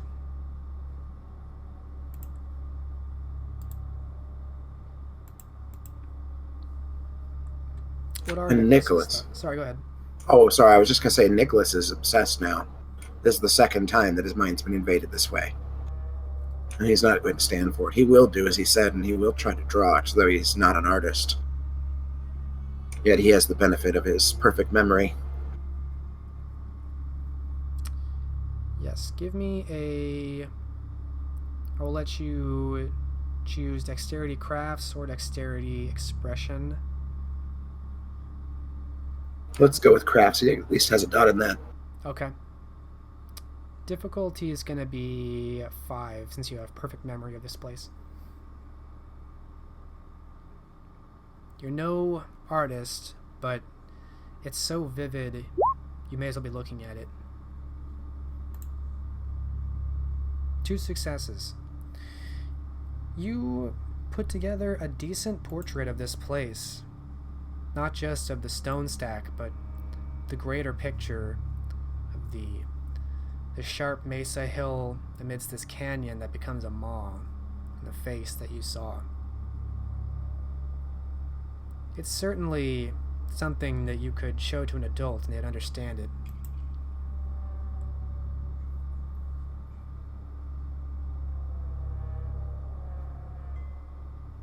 And that gives him an idea. One that fills him with a bit of unease. He's going to have to go talk to Simone Deschamps. All right.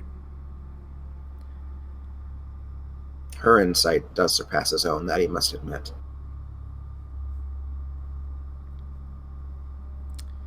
So you depart with drawing in hand in search for the enigmatic madwoman. He knows just where to find her, where she always is.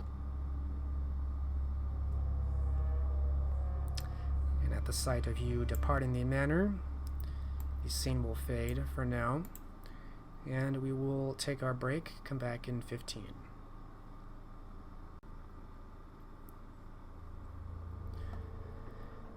Judith Chamberlain, you were up north by Carlisle. You spoke with Ellen Alice and decided to make your way into Carlisle, and as I understand it, with a tribute of good grain to help the city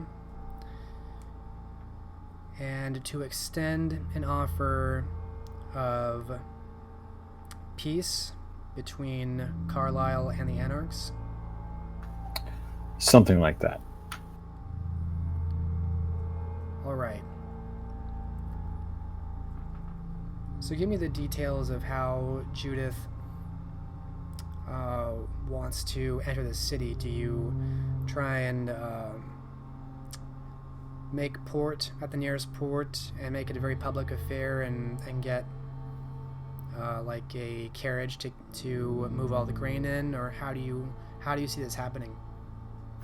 That was the thing I had in mind, yeah. Basically set it up, stalls as best we can, and just set about haggling low prices for goods for the people.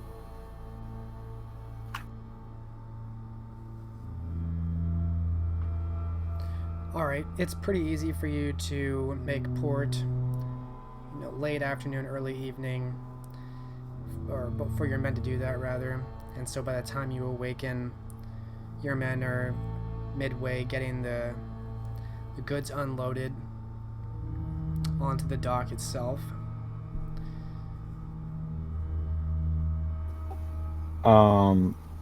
What state do the town folk seem to be in overall?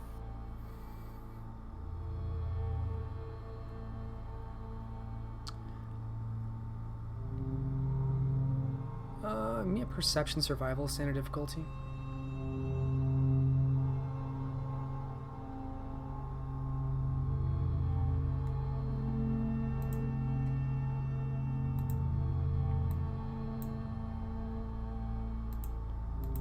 Four successes. Alright. You can tell that the people here are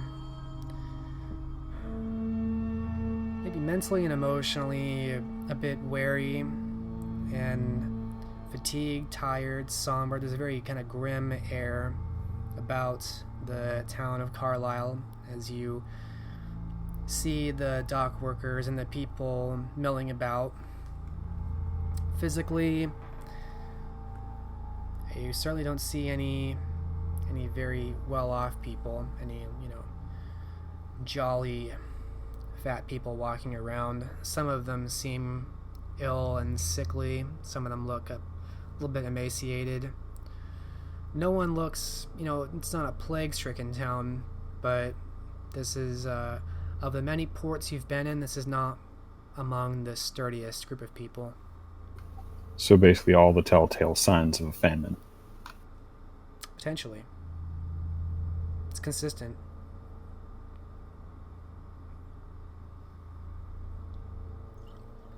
Maybe not a full-on famine, but certainly in that direction. Belts have been significantly tightened, yeah. Yeah. She will instruct her crew to simply give away portions as even as possible to all comers. And then she's going to see about arranging payment from a different source. Alright, when it becomes clear that you're handing out grain essentially for free. Well, grain and other winter stores, things that'll keep. Yeah, when it becomes clear that this is kind of a charity, you're almost mobbed. You're full of men is quickly overwhelmed by the mob of people who seem to be taking this opportunity. And no one's getting hurt, but it's certainly the desperation is clear in these people.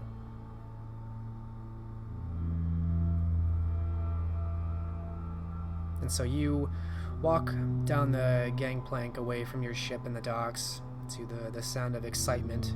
A couple people hurry past you in the direction of all the hubbub. But you're stopped by what looks like some kind of port authority. She was kind of expecting something like that. There are a couple guards in the distance that look like they're getting closer, not to attack you, but to back up the port security. What's all this then? You causing a problem here? Is this your ship? It is. Does it appear to be a problem? And she'll gesture towards the somewhat disorderly but entirely contained goings on. We weren't expecting anything from the Knights Hospitaller or any other shipment of goods for free. No, I don't expect that you were.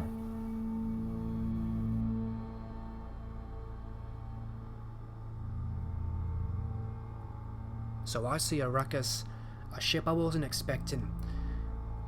And now I'm curious what you're doing here, miss. Consider it an independent act of goodwill. Though I would like to speak with whomever it is that manages this port. I understand it's a gentle fellow named Broga.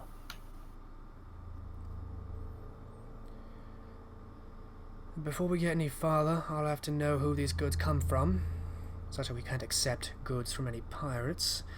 I expect this comes from some noble, perhaps a count or some earl or duke, who do we have to thank for all these goods? Me. And she'll extend a hand.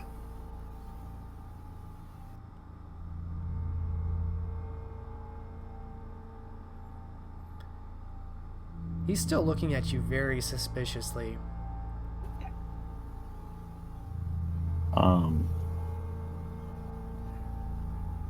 She still has her gauntlet ring, doesn't she?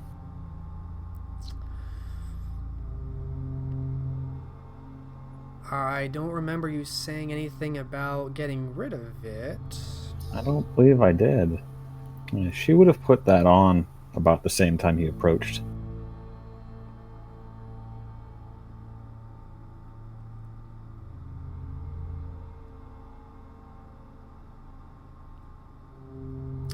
He looks down at it, and then back to you. Fancy ring. Doesn't tell me who you are, miss. Judith Stone, but I meant to shake your hand as a show of good humor. He shakes They your do hand warily.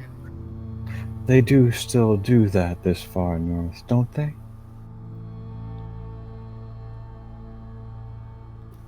He'll notice her grip is quite firm and her hands somewhat calloused, a little unusual for a lady.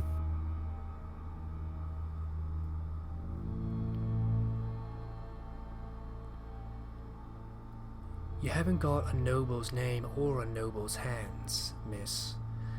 Now I remember. Stone. Judith Stone. That's No, no miss, noble though. house I've heard. No. Quite right. Quite the opposite. And so this looks like the goods of a pirate to me. Oh.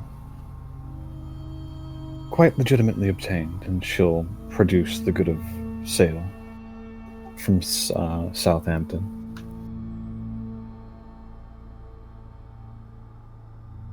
He looks at it, reading it over, his very suspicious eyes darting up to you every now and then.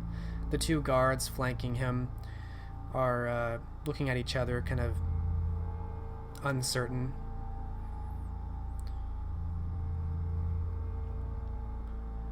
So you bought these goods all the way in Southampton, sailed all the way up here just to give it to our port for free out of the goodness of your heart.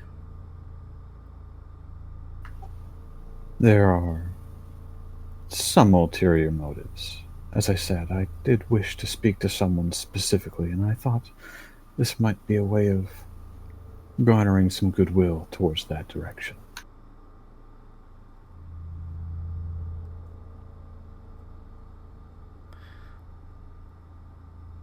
Well, it's a very nice thing you've gone and done.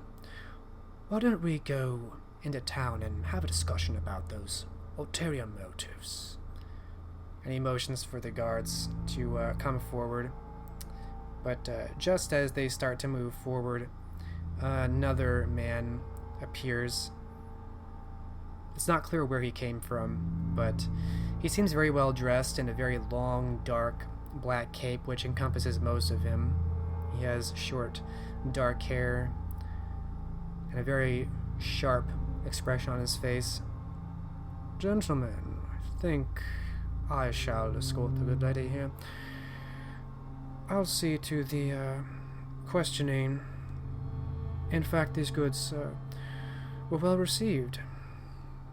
We would not want hospitality to be looked upon poorly. Why don't the three of you go back to the port and see about restoring some order?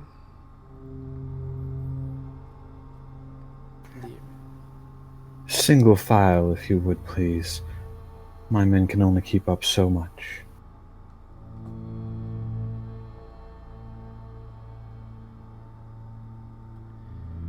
This port authority seems to look with some deference to this strange man who came from the shadows and signals for the guards to follow him, and they leave away from you.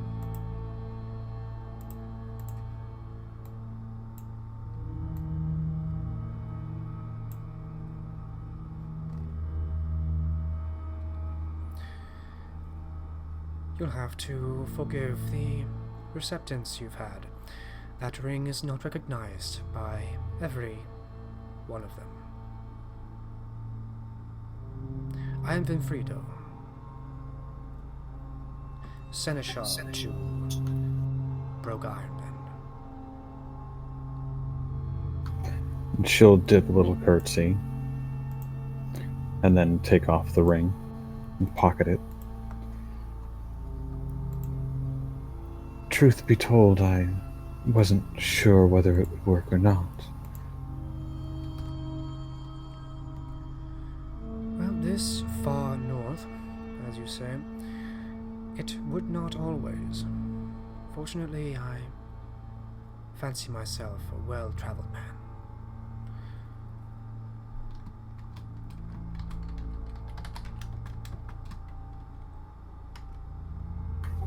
And I a well-traveled lady.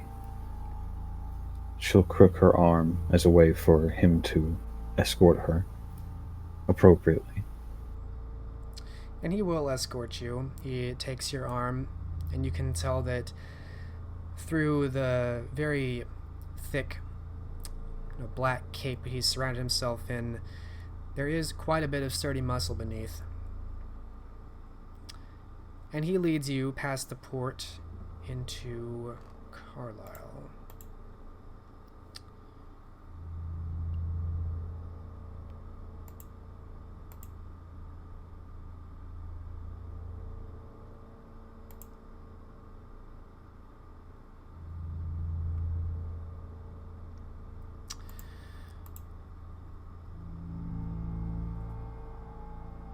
And from what you know of Carlisle generally, this city,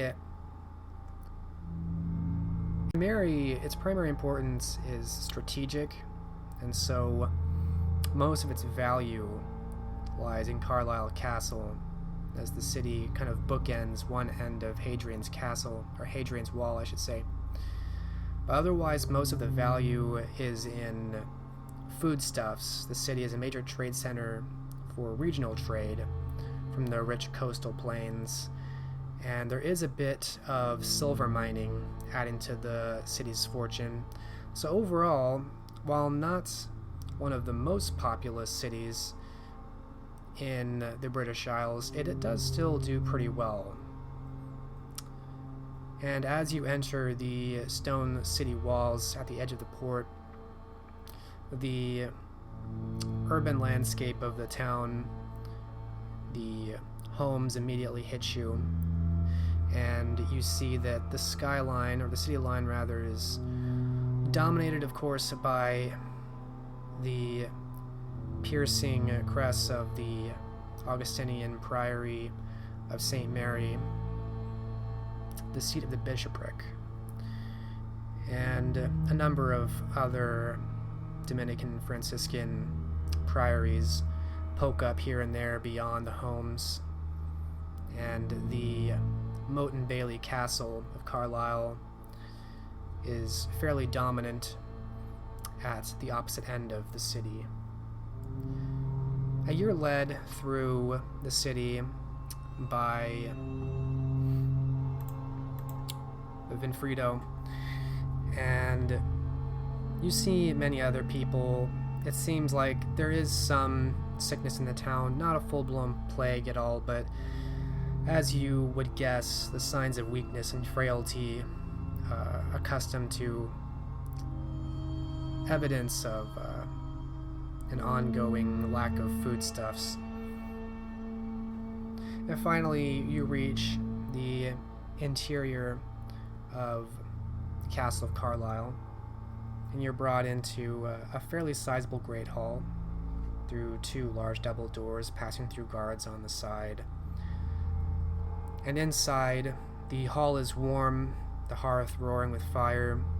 There are a number of what you have to assume are aristocrats and gentry idling socializing, climbing their social ladders. So you pass by a number more of guards and lesser nobles who still frequent this great hall at this hour. It's not very late. So there's a bit of chatter here and there, kind of masking your discussion with Vinfredo as he turns to you. And you can see in the light of the great hall he is much paler than by the light of night. If you do not mind waiting here, my dear, I will see if the Viceroy is available. She'll nod a little bit. Perfectly all right. I wasn't expecting an immediate audience, obviously. I'm sure he has quite a great deal on his plate. He smiles very politely. His etiquette is obviously very well practiced. He bows his head just enough and turns to depart.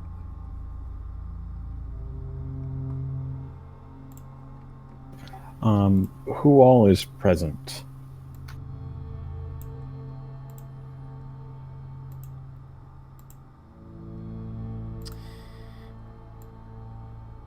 Inside, give me one moment.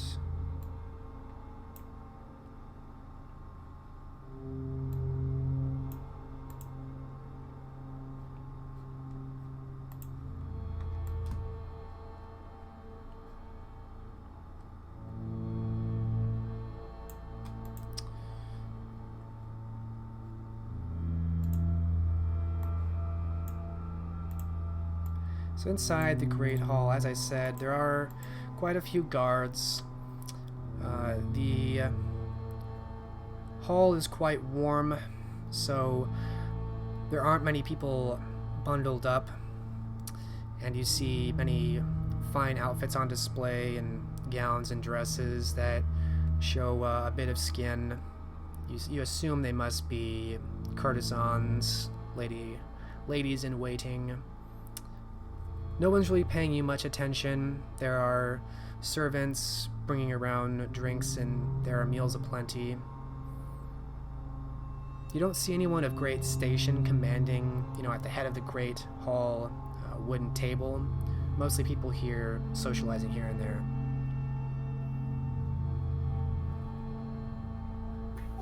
She's going to eavesdrop a bit on the conversations taking place. Just kind of see if she can't take the temperature of the room. It's very warm.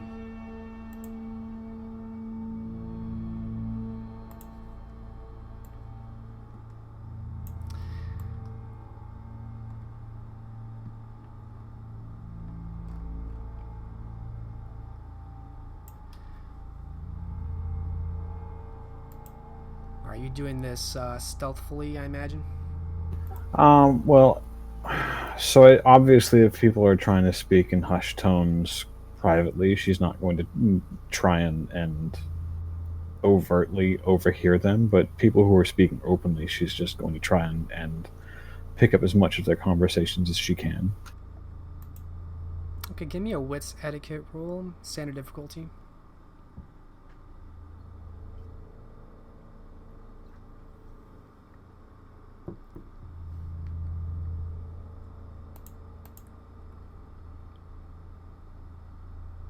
Did you already roll? Yeah, it's the same result as okay. before. 4 successes. All right. And remind me how Judith is dressed tonight. So Judith is dressed in a relatively simple blue linen frock. It's obviously about a size too small for her frame.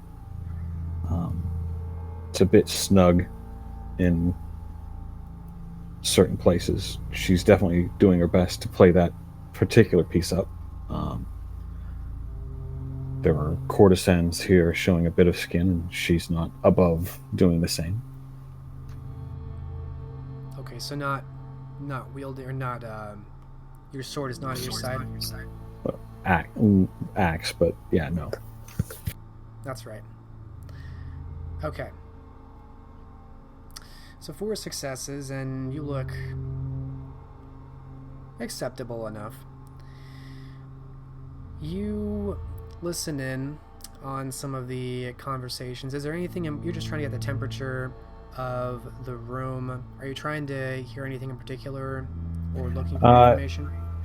She's looking for comments on the famine, observations about the populace, concerns about Broga specifically, if anybody's speaking of, quote-unquote, the Viceroy or mentions him by name. She'd perk up at that. All right. Overall, everyone here seems to be quite content. No one's extremely worried as far as, moods go. They mostly are just kind of socializing by passing the time, so they talk about things which they kind of don't seem to have much interest or vested involvement in or exposure to. So they do comment on the needs of some of the peasants and the low class, that it seems like it definitely has impacted them, but thankfully they had other stores brought in, so no one of the upper crust of society has really been impacted. It's mostly just those of the low class, the peasants, and so it hasn't hit every level of society. Really, the lowest suffer and the upper do not. You don't hear any direct mention of any viceroys or Broga, but you do hear a name. Apparently, someone came into the city to the Great Hall to speak with a number of apparently very important and influential people in the city, including the Lord of the Castle, and they heard the name Isaac Lavelle.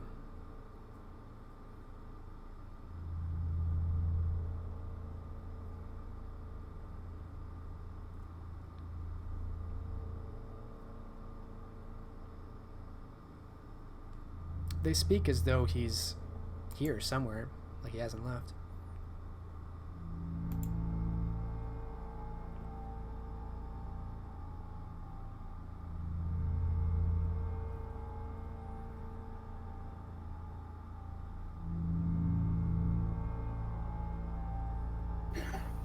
Could bode either very well or very bad, but we'll move on. All right. You end up waiting about half an hour before you see Vinfredo return, and he makes his way up to you. A polite smile. You are unfortunate. It seems Viceroy Ironman will have time to see you.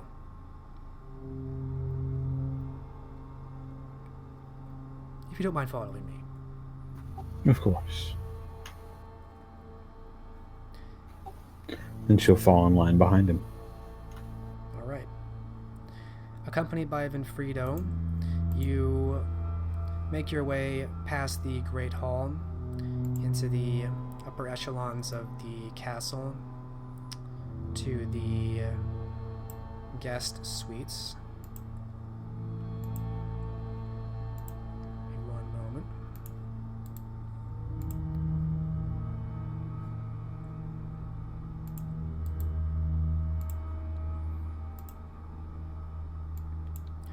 And you're brought to a very nicely appointed kind of meeting room, a study or salon, you imagine.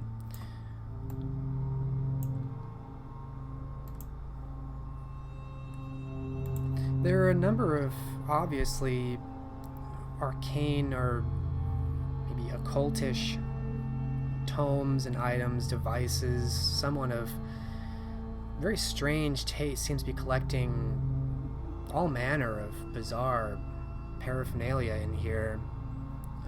Brief, cursory look seems to be something regarding astrology, various mysticisms. It's quite eclectic.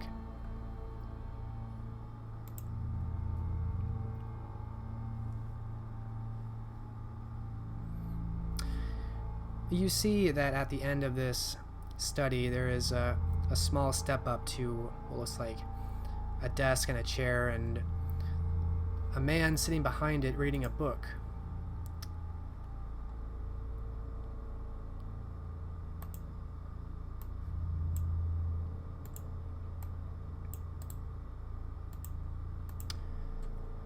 He closes the book and stands up, and at his full height, this is a mammoth of a man, comparable to Jack Timbers, you think. He's easily 7 feet tall, is muscly, long hair and a long beard. He looks quite ferocious, actually. You'd expect him to be some kind of brawler or marauder from the north, not sitting here reading some book.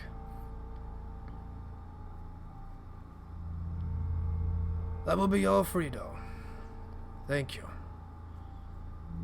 And Vinfredo bows and departs to leave the two of you.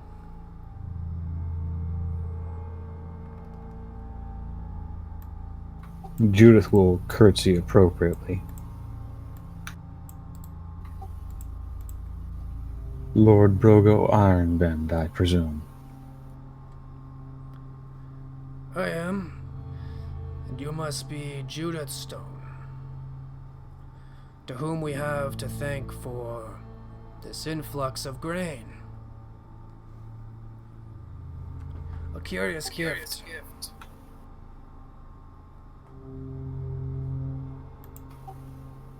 Not so much.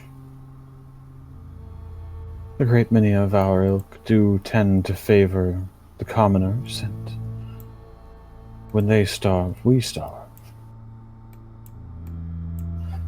Curiouser is that your own liege has not seen fit to address this already.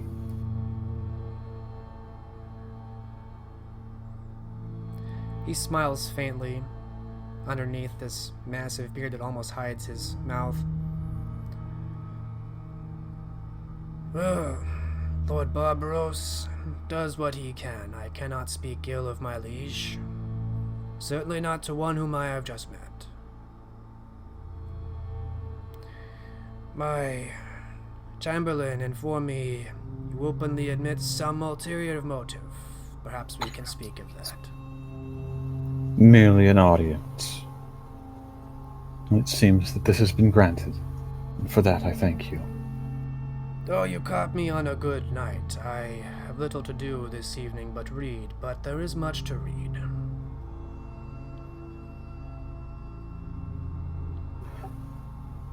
Especially given the scriptoriums of the churches stay open at all hours.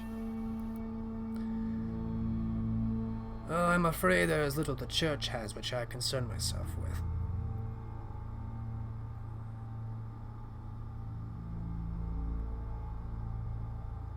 Please, come take a seat. Can I offer you a meal of any kind? We have many here. Vintages, Lord.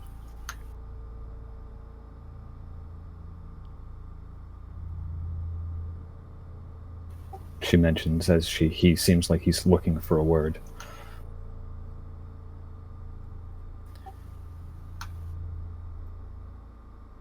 What kind of vintage may I offer you? Something in a tradesman, if it please you. He nods, and you see that there are a couple people, it seems like servants of various kinds, kind of standing idly by, waiting for instruction. He looks to one of them and just motions with his hand. The servant departs.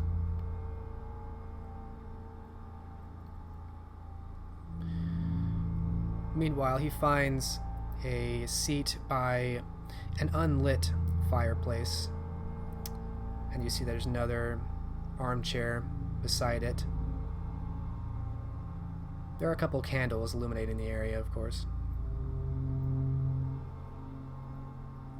Of course, I wouldn't ask you to speak ill of your Leo lord when one of his household guard, rider, what have you, happens to be about. Mr. Lavelle is not unknown to me.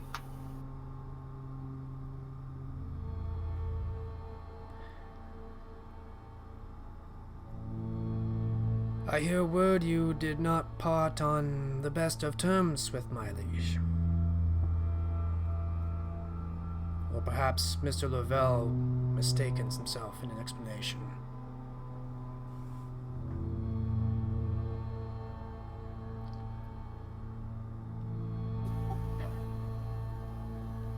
One could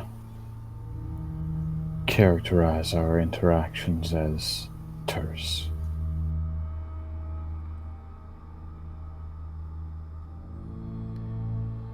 Is that perhaps why you have come to me? No. I wouldn't dare ask a viceroy to turn on his prince. However, of greater concern is the fact that one of his closest advisors has been manipulating him. And I do not speak of Mr. Lavelle.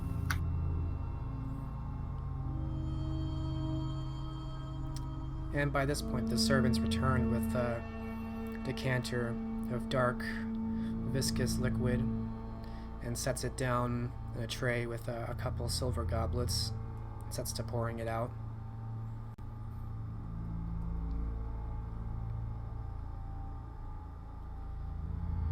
An interesting accusation.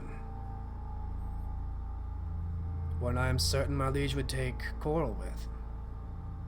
What am I to do with this?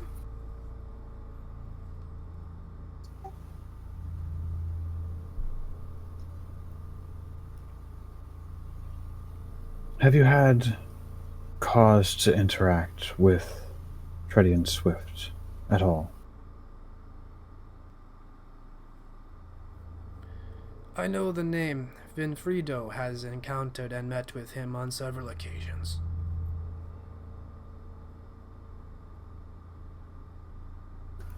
Then I would be cautious with what you choose to share with Vinfredo.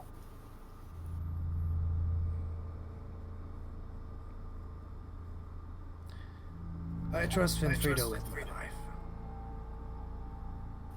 And I'm sure it is well earned. However, the coils of a serpent are far-reaching.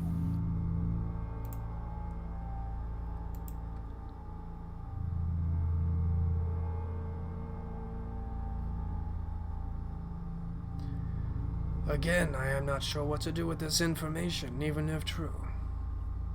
I cannot simply go and claim to my liege that his advisor speaks poison. I would look a madman, and nothing for it. No. But you could pen a letter that could be found in his chamber, implicating him.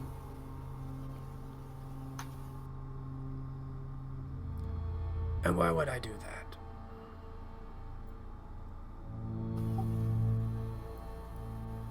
Because without removing Tredian Swift's influence, Barbaros will drive this entire coast to hell and back, seeking vengeance. While it may be just, serves no one.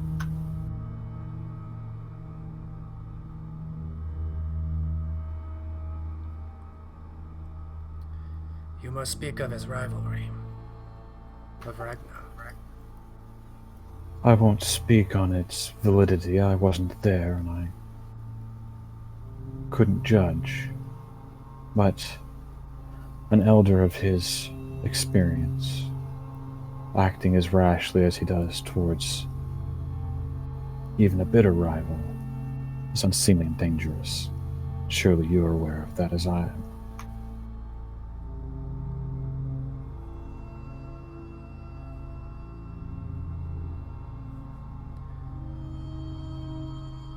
It is true that as his vassal I am bound to some service. However, we will endure, come what may. How do you know I do not wish my liege's downfall?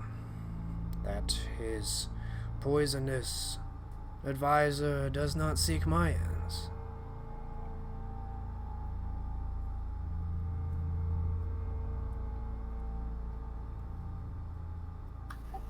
Because if that were so, the moment I mentioned his name, guards would have held me fast, and we would no longer be speaking. Perhaps. Perhaps not. You've spoken to Isaac Lavelle, and you recognize my name, which means you are aware of my history with Barbaros and perhaps a particular sailing ship. Words of treason that followed would have been more than enough cause for you to have me seized and thrown in a dungeon rather than offer me hospitality. You think I cannot do that still? I'm sure that you can.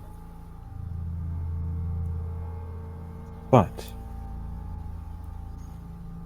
if what I was saying didn't at least make sense, you'd have done it already.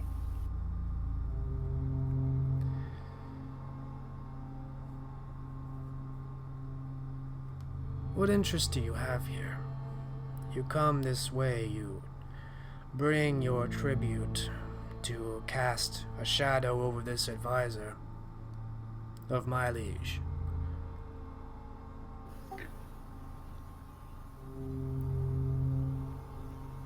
I serve England, Lord. No more, no less.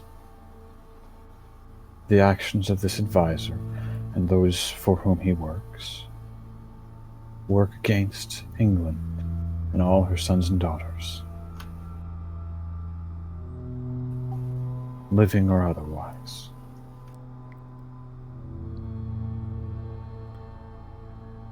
Make a charisma expression roll. Difficulty 8. Ooh, you're gonna make me spend willpower. I'm not gonna make you do anything. You could stab him in the face for all I know. I'm spending willpower though.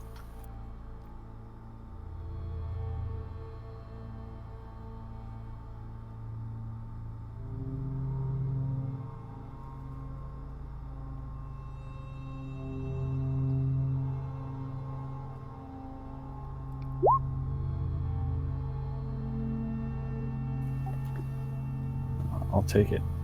2 successes with willpower spent. He seems to shift in his seat, swirling the vitae. And she'll sip at hers, gingerly, daintily.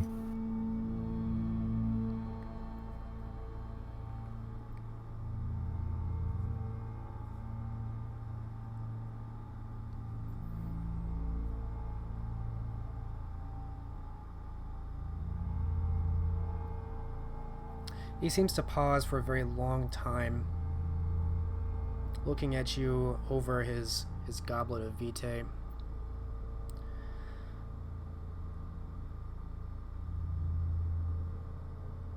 I shall have to think on your words, Judith Stone. Perhaps you will enjoy my hospitality for the coming day. Surely you've traveled some.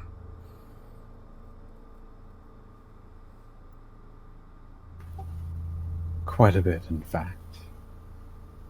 Can I get perception empathy on him to see if I can't pick out his motives, whether or not he's legitimately ponderous or if he's planning something? Sure, give me a perception empathy standard difficulty.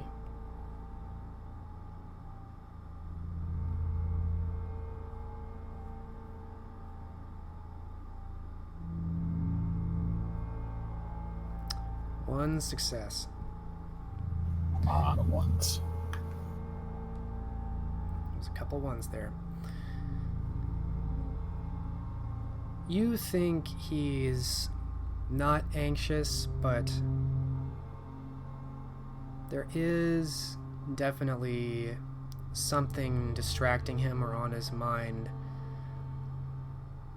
like he's biding time. And as he says that to you, actually, just at the end, his eyes very intently go from yours to the far door and then back to yours, as though intimating something.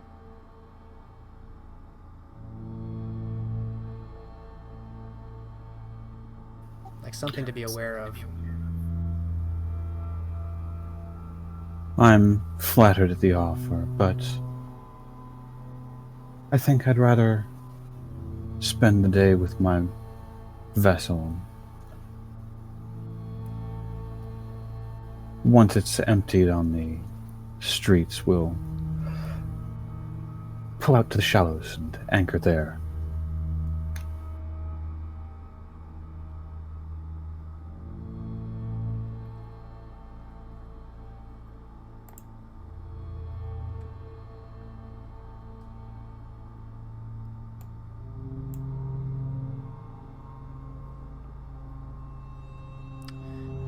So you say that, and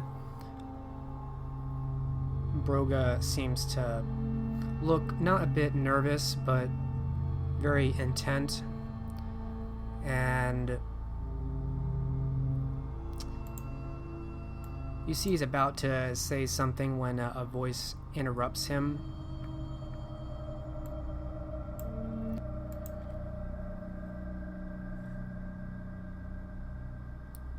Perhaps you should reconsider your stance. Which one would that be, Mr. Laval?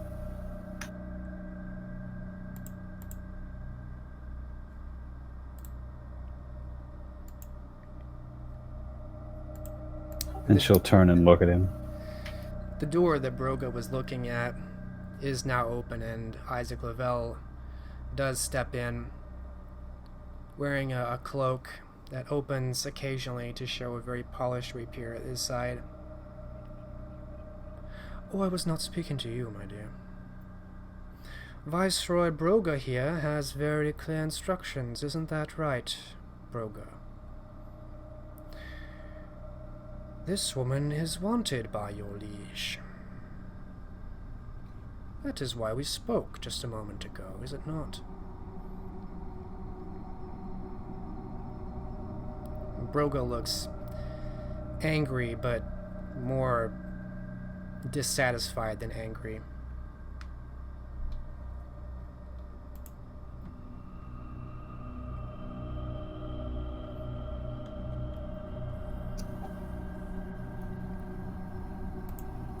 Curious. You know I'm right, and yet you serve him anyway.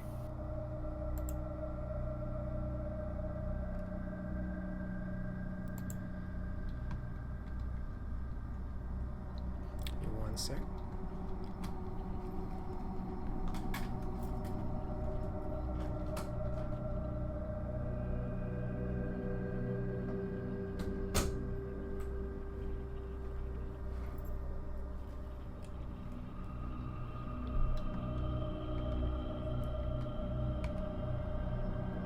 He turns to you again, looking as confident and smug as ever. Eloquent and full of vim and vigor as always. Stone, as I would expect no less from a child of Genevieve Silvers, You seem to have given even our Viceroy here some pause as to his purpose. His eyes go back to Broga.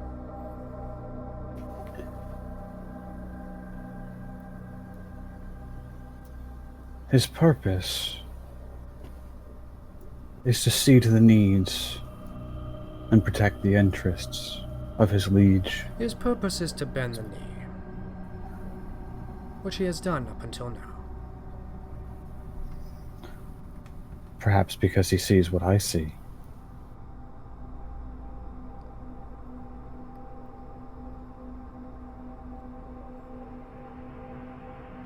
Except the good Viceroy knows better than to cross Prince Barbaros, even for one as eloquent as you, Miss Stone. And he knows that I will report back precisely what happened here if he makes the wrong decision. There are a lot of lupines between here and Chester. She'll quirk the corner of her mouth and cut her eyes slightly at Broga.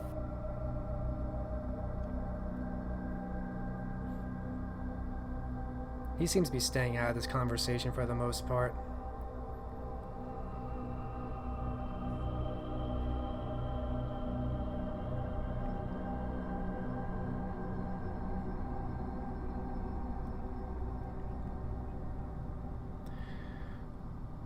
Broga knows to fear Chester more than the lupines, and I have no concern for dodging them on my way back to tell them what occurred tonight.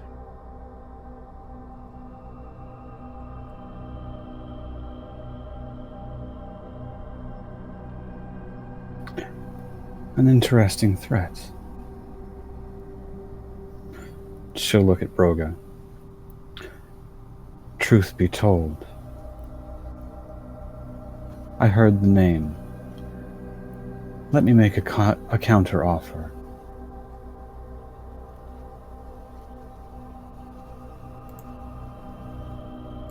The Covenant and the Anarchs have sued for peace together. Those allying with Basileus, Norwick, and the Prince Sebastian will fall under the combined alliance.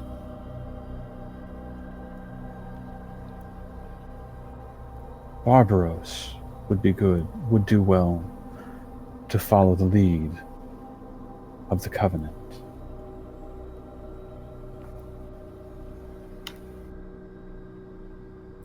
Alright, make another charisma expression roll, standard difficulty. I'll also let you do charisma leadership if you want instead.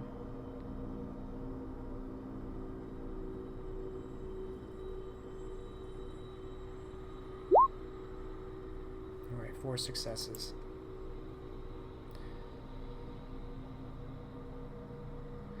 Prince Barbaros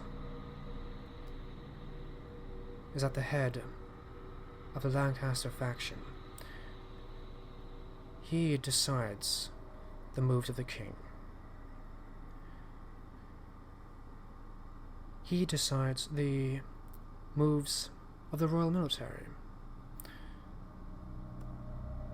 Viceroy Broga knows better than to contend with such a force, and if your alliance, if it even truly exists in more than theory and name, lasts more than a year, it would still be no match for the royal power of England. I'm going to roll for him.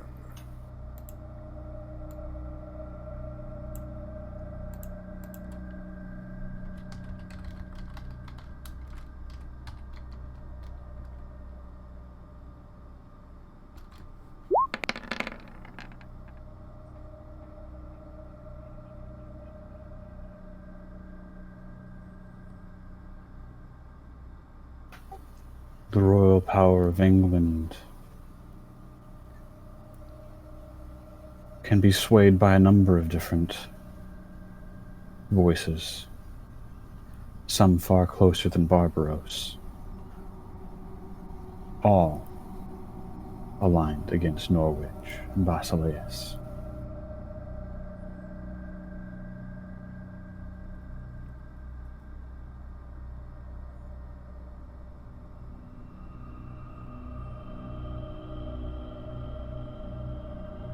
Finally, Brogue, after listening to the two of you, stands up.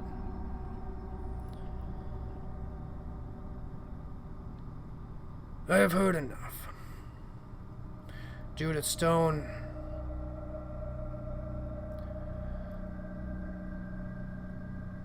Unfortunately, you've come to the wrong city tonight. Guards. You can hear the sound of footsteps outside. I'll give you a reaction. Are there windows in this room? There are windows in this room. It's a couple stories up, but there are a couple big windows that look out onto the courtyard.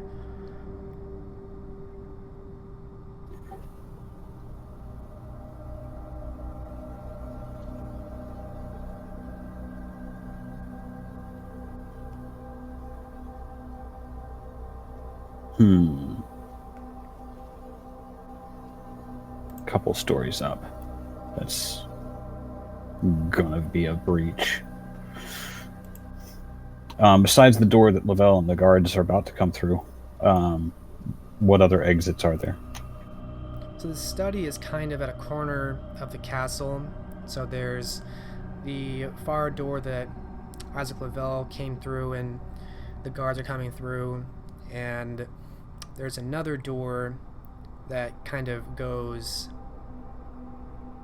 90 degrees to the right. So coming into the room off to the right. Behind you is another door. You don't know where it goes.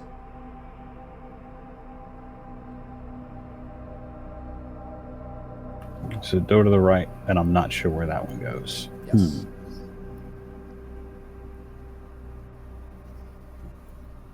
So it's either a dead end or an antechamber that has another door. Can I see any moonlight coming in through a window in there, or no? I'm guessing the door's closed. The door's closed. On the way up, I'm presuming the guards are coming from just one direction, but this is, you said it's at a corner, so there'd be an angled hallway.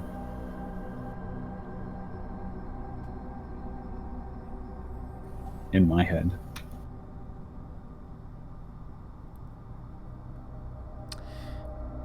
You're asking where the guards are coming from?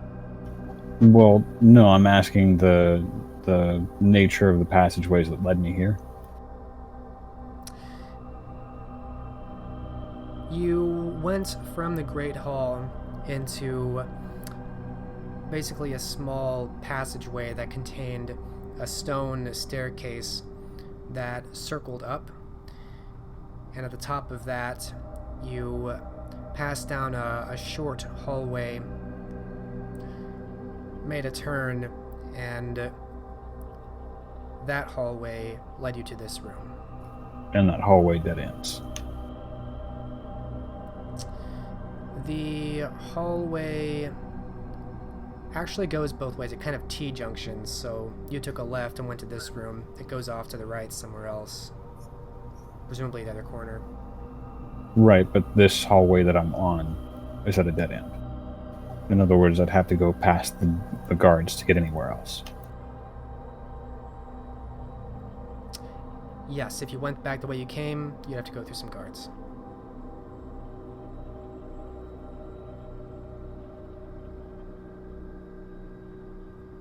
I will tell you that you don't know enough about the architecture of this just from, like, spatially, if that closed door would or would not dead end. You don't know. She's going to go ahead and try that closed door and just bolt for it. Okay. I've been held captive quite enough, thank you. And she'll run. Alright. So you dart for the door. Just give me a Dex Athletics.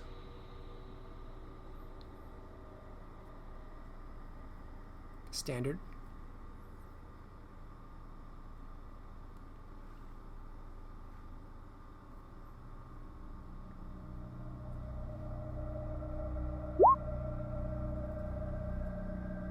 I will give you the specialties, so 4 successes. You move faster than anybody realized you would or could, and you're already through the door by the time people are reacting. And so, as you're moving through the door into this next area, you can hear the other one being rushed by guards entering that study. And as you open this door, you see it does have an antechamber. It seems like a small antechamber, but the other door is open, and it looks like a fine bedroom. It's a very well appointed suite. Windows in there now? Yes, there are very large windows that line the far wall. Do I have enough time to use something to bar this door before I do anything else? It's impossible to tell what the future holds. You can try. I can't really tell you if you have enough time. What's nearby, like within arm's reach of the door? As soon as you enter, there's a large wooden armoire right to your side, and then... She's just going to pull that down in front of the door then.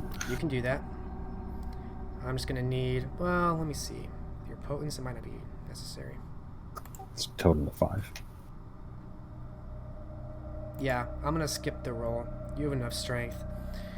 It's a simple enough affair that you close the door and easily pull the armoire down. It makes a large shattering sound as it falls in front of the door, and no sooner do you hear like beating on the door, the sound of hands and people and bodies trying to break the door, pushing it in. The armoire is holding for now, but I don't think it's going to be lasting for very long. Does the window look like it's been night-proofed or day-proofed? It does look that way, mostly in the extent that there are very heavy curtains that kind of wrap all the way around, and then curtains behind those, and some wooden hatches, kind of, what's the word? They kind of open in and out. Well, then she is going to throw open the window and leave them open, and then what else is in here? So, as you enter, there's the armoire immediately on your right. The middle of the room was a very fine king-sized bed that has lots of pillows and decorations on it. Seems very kingly and princely. There was what looks to be a very expensive mirror in the corner that was just ahead of you as you entered. There's a gilded chest at the edge of the bed, and what looked like another little table with a couple chairs, a decanter, maybe a meal looks untouched, some grapes. Let me think. There's actually quite a few books. There's a couple bookcases beyond the armoire that are filled with many more tomes of similar content as the study.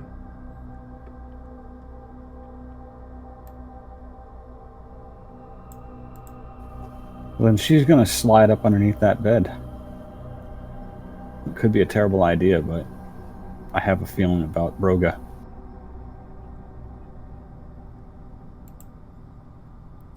Okay. You find a space between the mattress upheld and the wooden supports and slide under. You mean to wait there? Yep. Alright. You wait there, and after about 10 or 15 seconds of of pounding and breaking and slashing. The door falls apart, and then the armoire gets destroyed and just gutted as you can really only see feet. So you see Boots enter, pushing past the debris. Maybe 7, 8, 9, something like that, and then enter the room. They see the open window, and many of them kind of head in that direction. There. Did she jump? I think I see her. She couldn't have jumped that far. Could she have survived the fall? Get down there. Begin searching. Make a roll.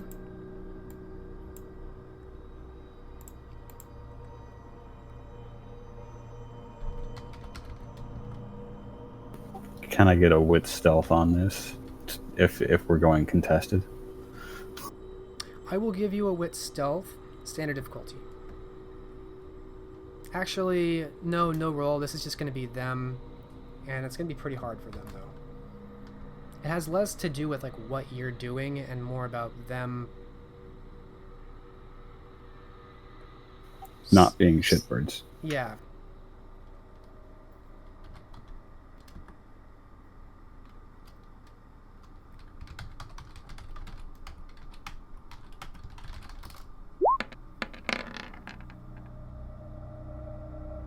Wow.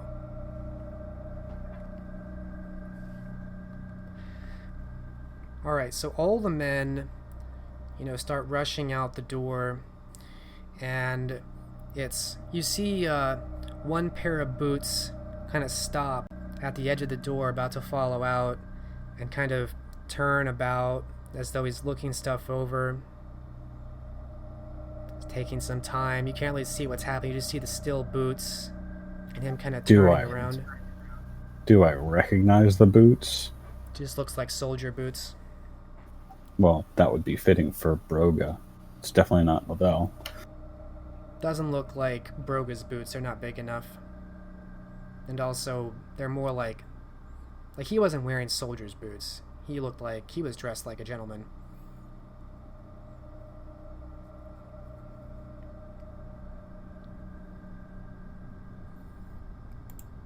And after a few seconds, the boots creak a little bit, and you see a face kneeling down.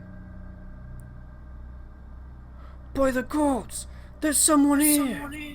She's going to use, as soon as the face comes into view, she's going to use Dominate. Okay. You saw nothing.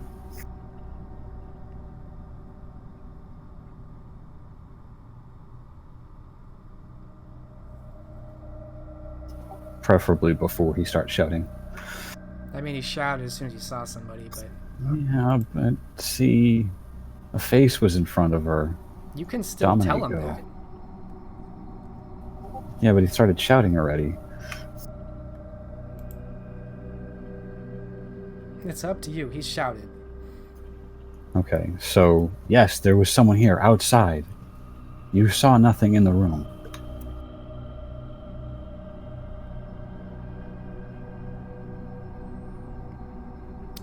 So you're going for level 2, or you're trying to change his memory? One of those is hard. Hold on. Let me see which one has better pool. Not that it much matters at this point.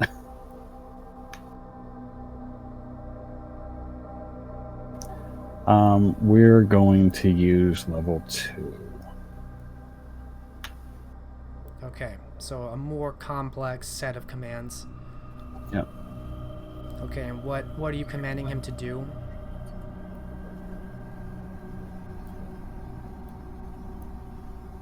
Run down to join the other guards because he saw someone fitting her description running in a direction that they didn't go. And make sure to loudly tell everyone you see that. Okay.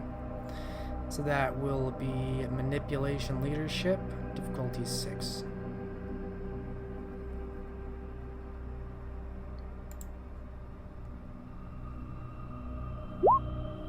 Ah.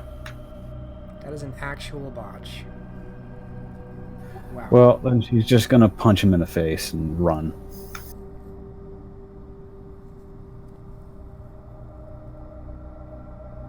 Okay, I will give you that. So he he finishes what he's yelling and he just like bop him right in the face. And he falls over, grabbing at his face. But you can already hear quite the activity from inside. And this time, you see boots enter that look like riding boots. Well, yeah, that's why she was just gonna jump up and run out the window. Okay. I'll let you make another Dex Athletics roll to get out of under the bed and then jump out the window.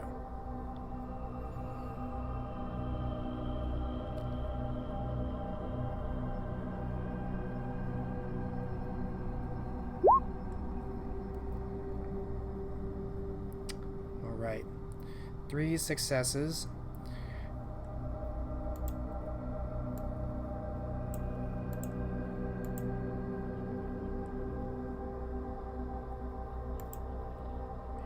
Moment.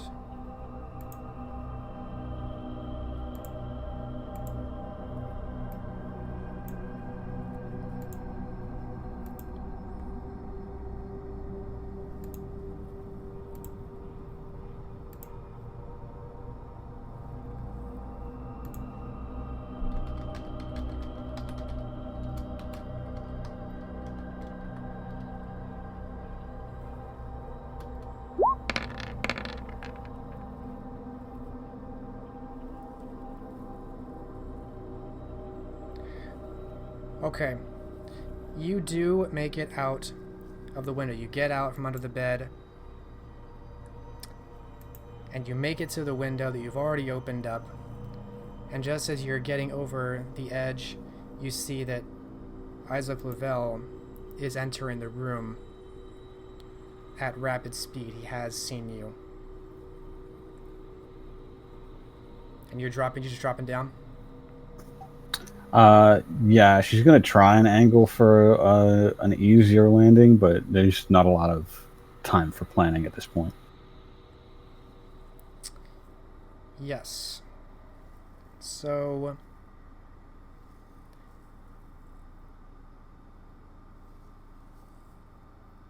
well... yeah, a couple stories is not good for a regular person, but not terrible for a vampire. Give me strength athletics, standard difficulty, just to make the landing without, stick the landing. As I said, this is going into the courtyard.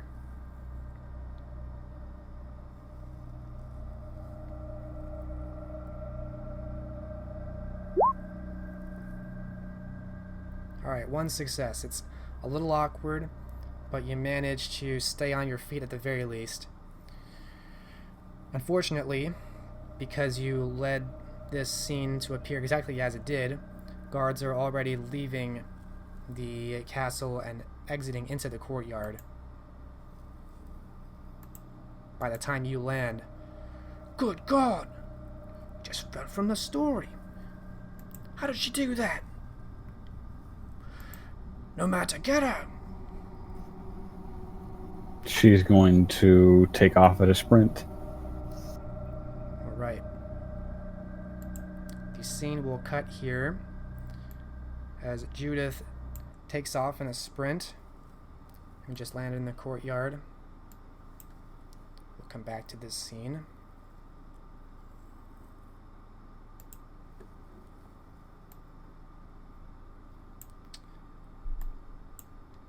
Meanwhile,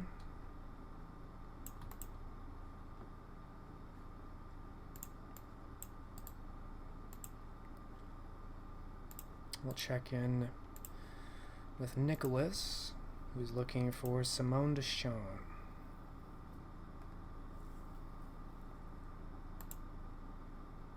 in London.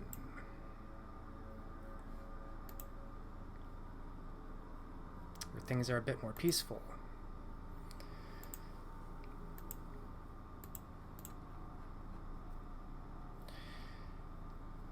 Alright. So Nicholas, you intended, I believe, on heading straight for Elysium, where Simone Deschamps usually is.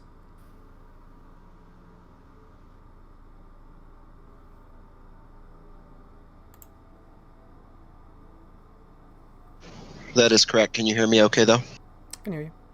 Okay. These headphones are bad. Yes, he's going to Elysium to find Simone.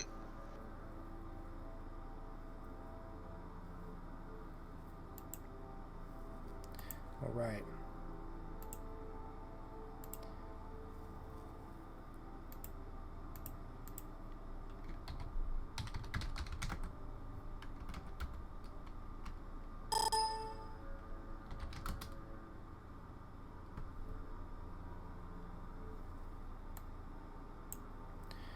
So as before, you make your way down Seville Row, the street known for its expensive tailors.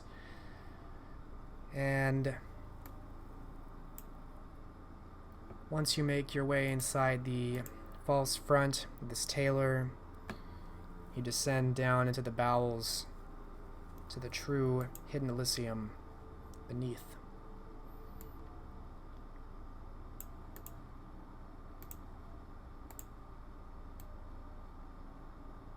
Elysium is as active as it ever is in London, to say fairly active. Mostly neonates looking for the latest gossip, the latest news.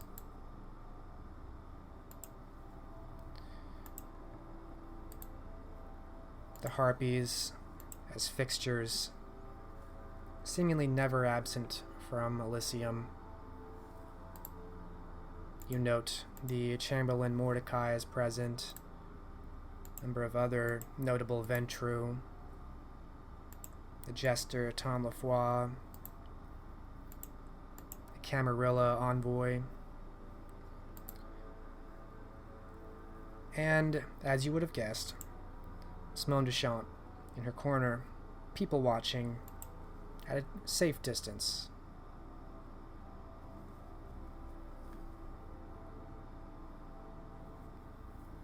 She immediately meets your eyes, should you look that way. And he does. She has a look of consternation and fear in her eyes when you see her, although that's not terribly unusual for her.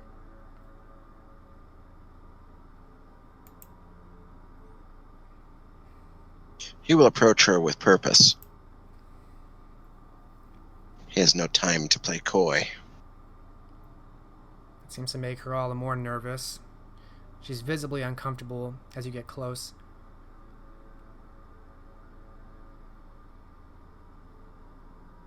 What do you want? Keep your voice down. What do you want? He'll sit without being bidden. Not that you would. I want you to tell me what you know about this. And he'll take the drawing that he made out of his pocket and unfold it before her.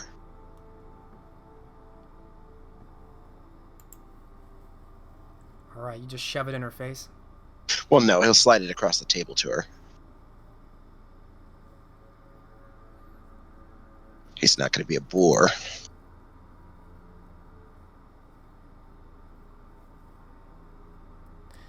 Initially, she kind of starts to argue with you when you sit down, and you start to withdraw something from your pocket, from your coat pocket. Now, please, I'm very busy now. I'm waiting for someone else. And then you put the drawing in front of her, and her eyes widen at the sight of it. It seems to immediately draw fear from her.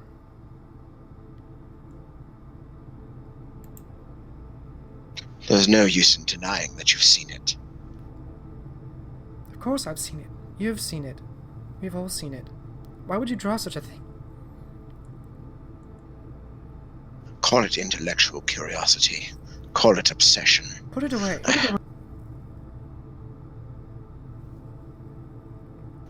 He purses his lips but does a spitting. How long have you been having the visions?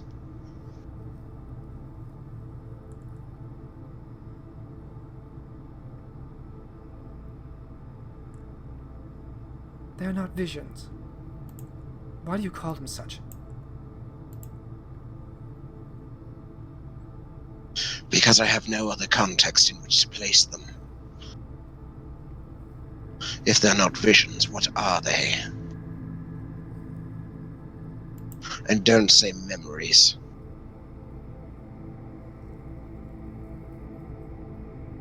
I think I would remember, had I ever really been to a place like this.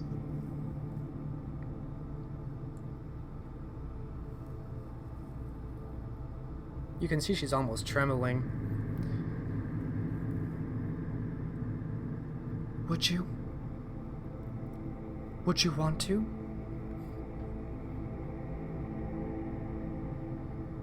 Do you know where this place is?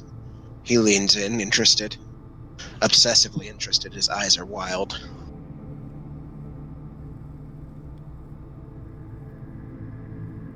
It's difficult to explain. It is a memory. But you would not believe me. She's almost tilting back and forth, rocking. I think there is a lot I'd be willing to believe.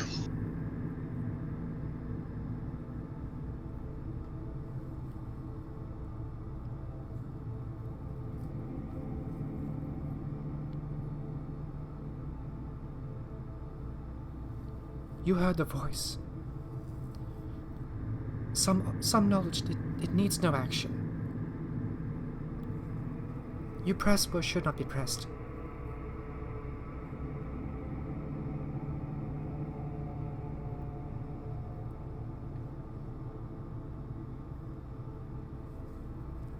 Then call me a lunatic if you will. But I do not sit idly by when my mind is invaded such. You would if you had felt the creature's presence as I had.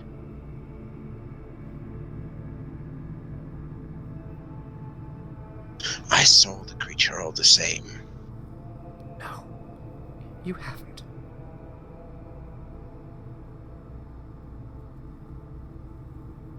Then show me what you're talking about.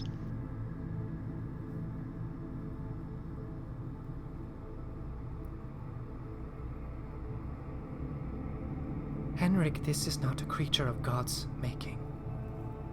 Do not use that name here. You can see tears of blood forming in her eyes as she shakes her head.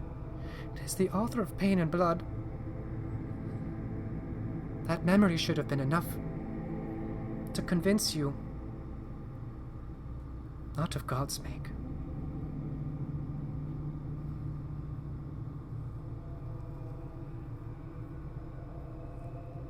Then why, when we are there, does it feel as though we belong?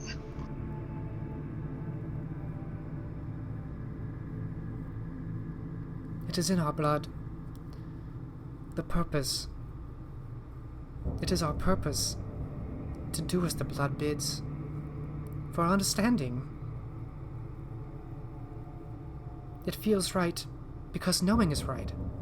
Understanding. That is what I have taken. That is my lesson. But the creature, the maw.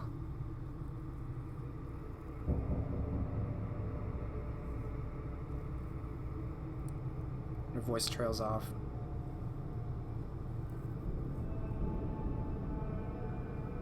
That creature is not one of our kind. It is not of anyone's kind. It does not have a kind.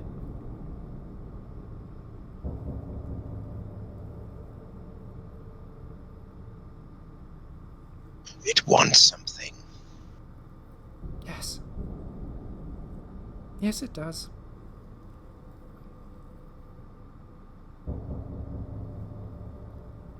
Is it only hunger that wishes to be fed, or is there more?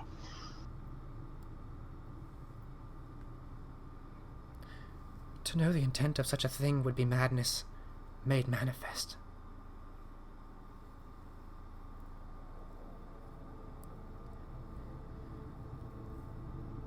There is a book, if you insist on pressing this. If you will leave me, I would speak of it. A book, but not like your mother's. It is a small tome, which should never be touched, and never be seen for what it truly hides.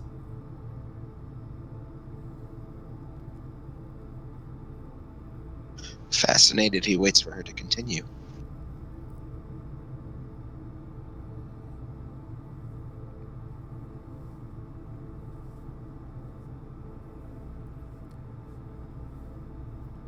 The words speak of things lost forgotten. You can tell. And she actually leans forward towards you, getting very close to your face. I can tell you have been near it. Passed so near it, you need not even know it was there. A traveler, a companion perhaps. So near to it and you never knew. I suspect none did. Such small things forgotten easily. There is more than words there, more than history inside.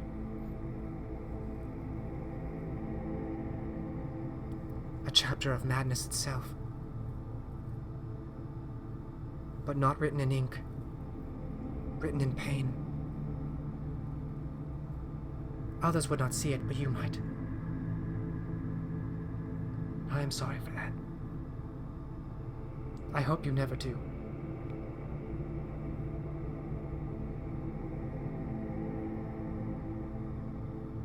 But you have, and you live to tell the tale.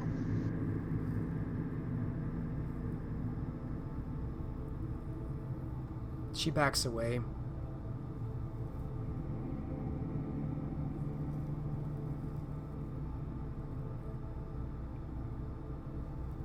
What is this book, Simone? Where is it?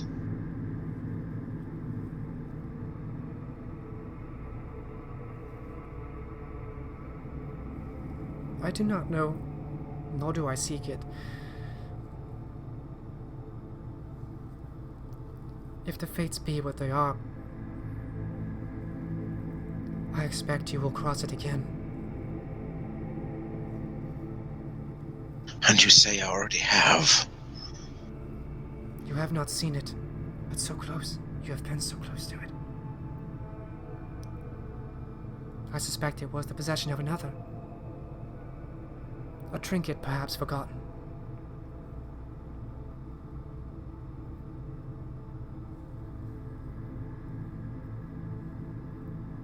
Nicholas scans his memories for some inkling of what she might be talking about.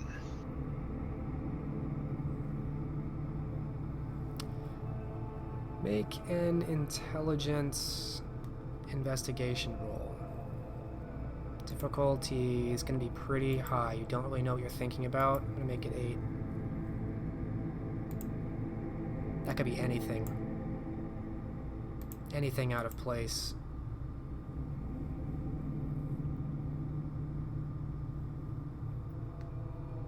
One success.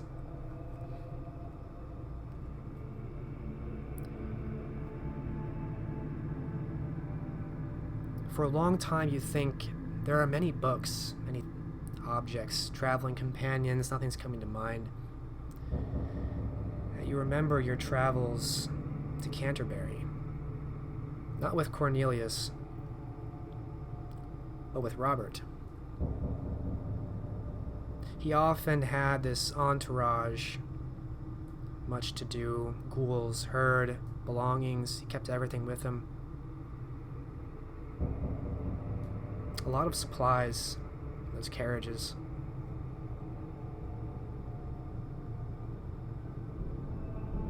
Including a couple books.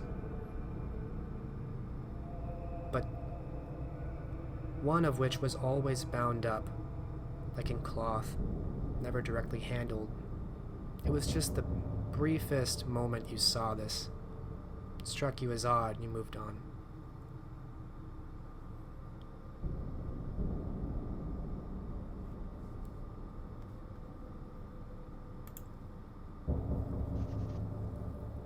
You've been most helpful in your own way, Simone.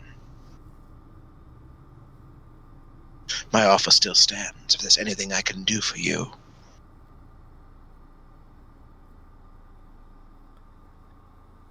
Do not look deeply upon that book. That is what I would ask of you.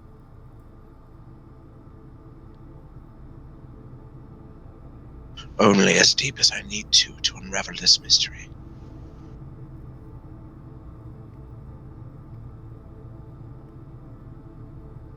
I hope there is something left on the other side.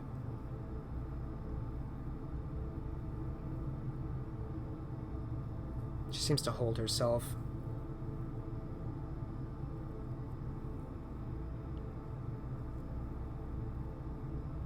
He nods slowly.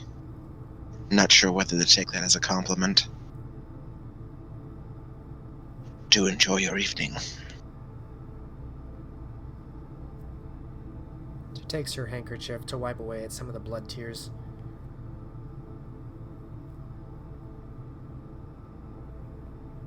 He will rise from his seat and stride from the hall.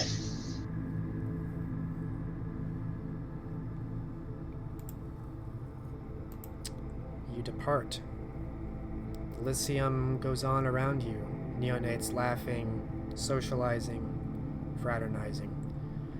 Carefree, all but Simone, who weeps quietly in a corner, and you departing through the midst of them.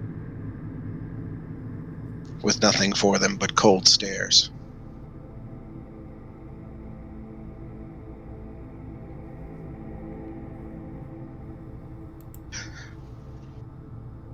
Does Nicholas have any idea where Robert would be at this time? I know not specifically Orkney Island, but somewhere he can be reached. I'm gonna say that you heard by way of Cornelius that his companions, his traveling ghouls and entourage, were turned away at the door when they came to Elined's manor. There were too many. They were sent off into the streets, who knows where. That was weeks ago. I think he might have mentioned overhearing he went up north to the far north of the British Isles.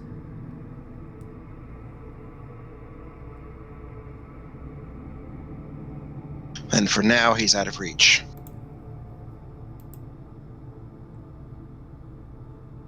But that doesn't mean Nicholas can't seek out his companions. And he has a sneaking suspicion he might have found one of them already. Although, she won't be able to tell him anything else.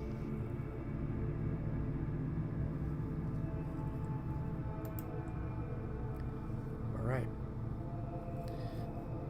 So for now, returning to the streets of London, in which direction does Nicholas go? Where is it that the homeless would be most apt to hang out? Those homeless who stay in the city would stay near sources of charity. So the churches, especially hospitals, or the gate entrances where travelers might pass by and give them money to beggars. That is one line of thinking. The other is maybe some of them did find a more permanent place to stay. Any large hostels or the like? In London, there are countless places that one could hold up. It's the largest city in England right now.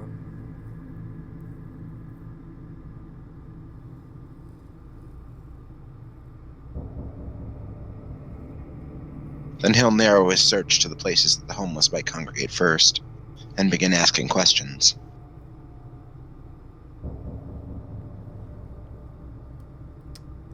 Let's see here. For your urban investigation, give me a wits and go investigation. You've got a lot of ground to cover, even with sticking with just the homeless. If you're trying to do this quickly, I'll increase the difficulty. If you want to do this over time, and you're willing to take longer, then it will take more nights, but the difficulty will be less. He's got time. He's got nothing but. So he'll take it slow. Okay. Standard wits investigation. This roll is going to count for a week's of effort. 1 week.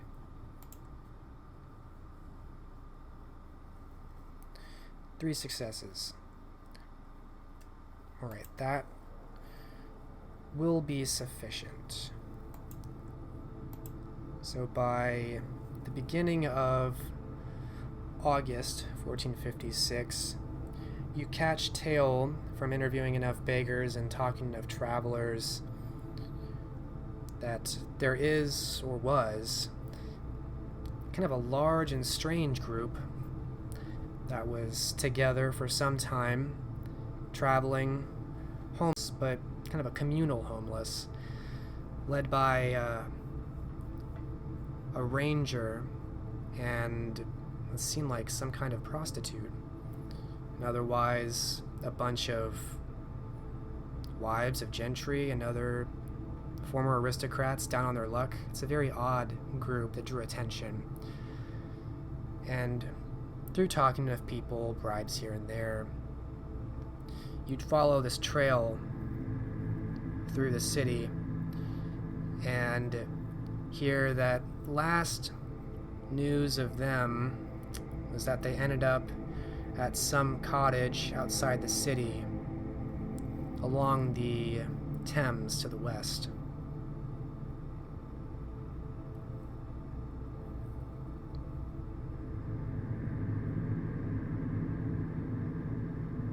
That will be indeed sufficient to narrow his search for them.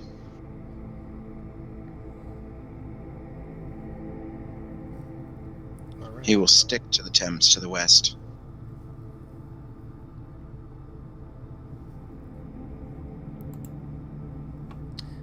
So well on your way to hunting down Robert's lost herd and remaining luggage train, you head off west from London.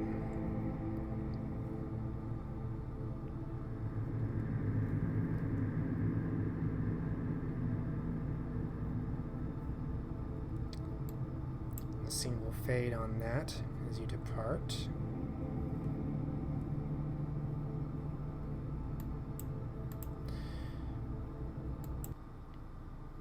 We will let Nicholas continue as we return, check in on Robert, as he is just now returning to York at the beginning of August.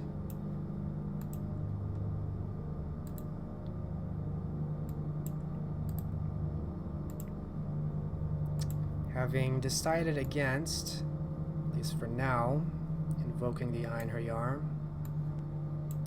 Robert, you arrive back in York, still in one piece. The city seems mostly as it was left. What do you mean to do now that you've returned?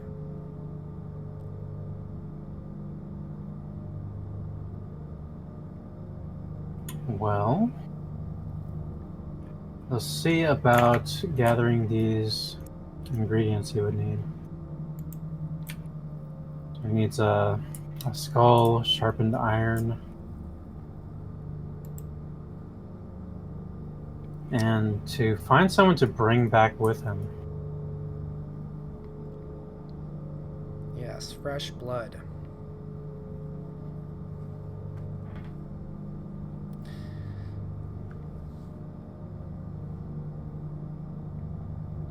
Sharpened iron. Well, before I jump the gun, does Robert have any plans about how he's going to get any of this already?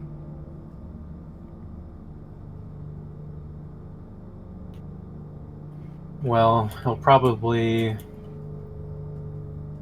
get a skull from wherever the dead would be buried.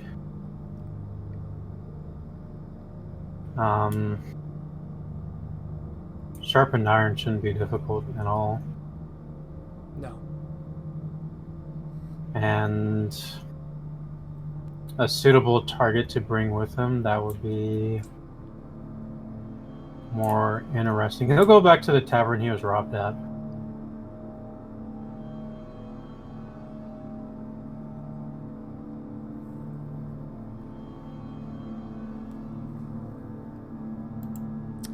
You were robbed at a tavern in Chester when you were trying to talk to Barbaros. Oh, it was my mistake. I'm certain you've been to some of the taverns in York, though, and there are plenty. Unless you were looking for one you've already made good impressions on. No, he would have searched for something revenge-minded, but I forgot that was not in York.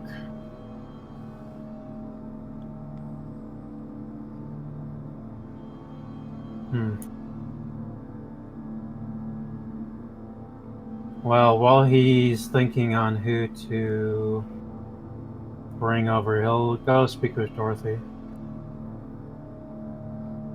Alright, looking for her in Castle York? Mm-hmm.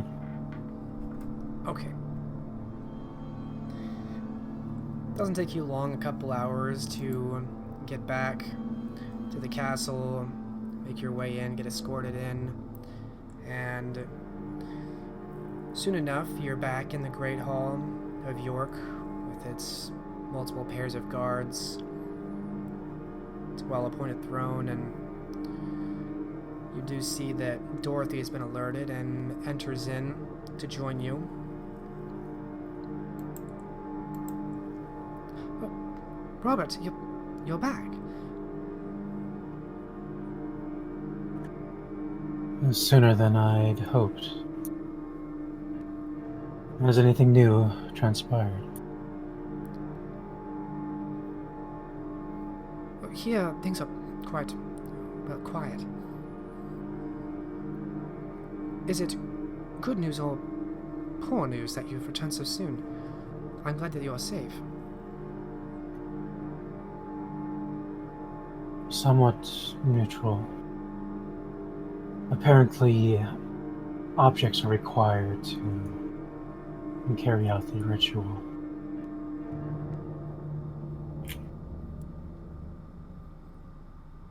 As well as... We should probably not speak so plainly of it in this great hall.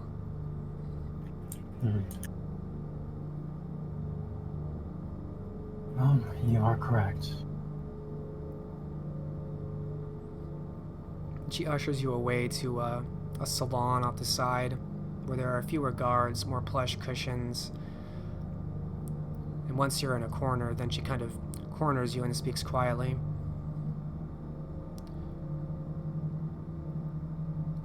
Is there anything that I can help you bring?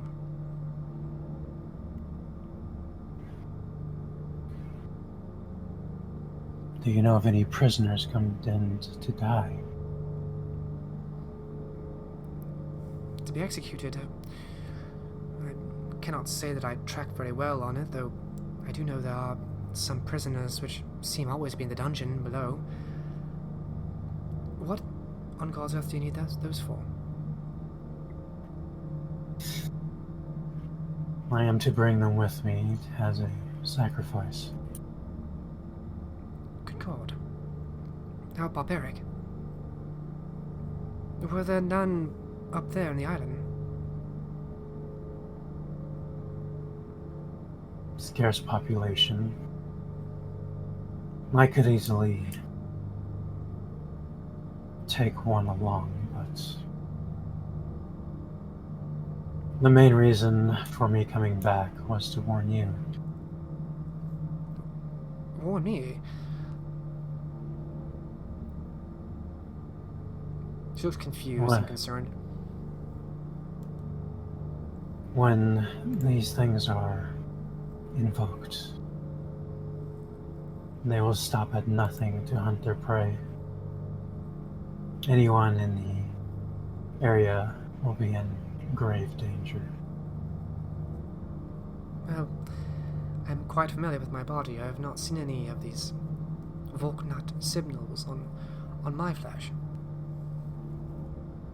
I don't intend to hold a sword up in her defense or anything like that.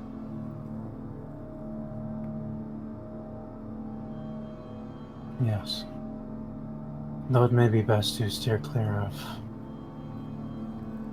Ragna entirely for some time. Well, as you say, I imagine there will be quite a ruckus when it happens. I plan to be very far away. She smiles faintly. Very good. That was the most dangerous part.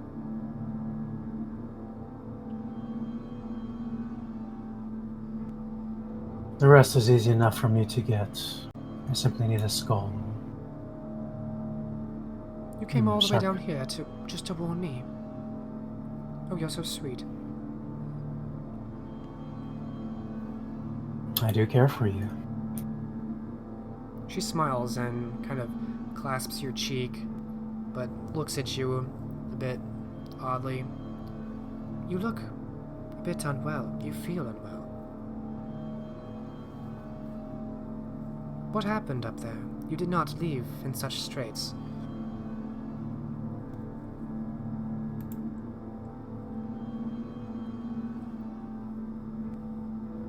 I hadn't noticed. I guess my beast has grown stronger. You must be careful, my dear. It is thinly veiled. And she kind of looks you over like an art project almost.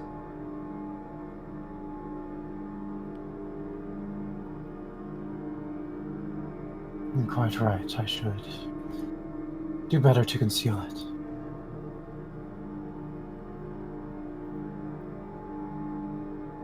Still, your thought is warming to my heart. If there's anything else you need, do let me know. Your mission is of the most critical importance.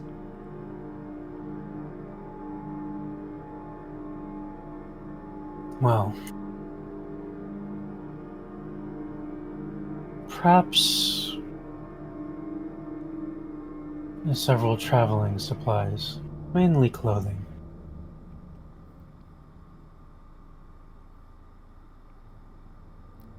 Of course. I shall see to it being brought. Will you be staying here?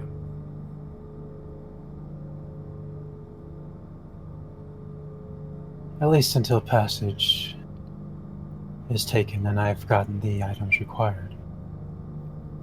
She nods. I will see to it that you have what you need.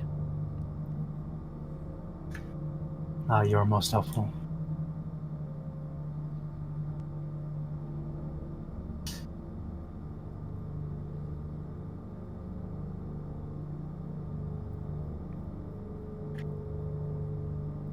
With that, Robert will intend to go and gather these items. Alright. So you depart from Dorothy, and she whirls away from you. Her burgundy dress billows out, and she departs off to get people to fetch what you need. And you leave in search of your ritual items. And at that, the scene will fade. And I think we'll probably end the session right about here and pick it up again next week.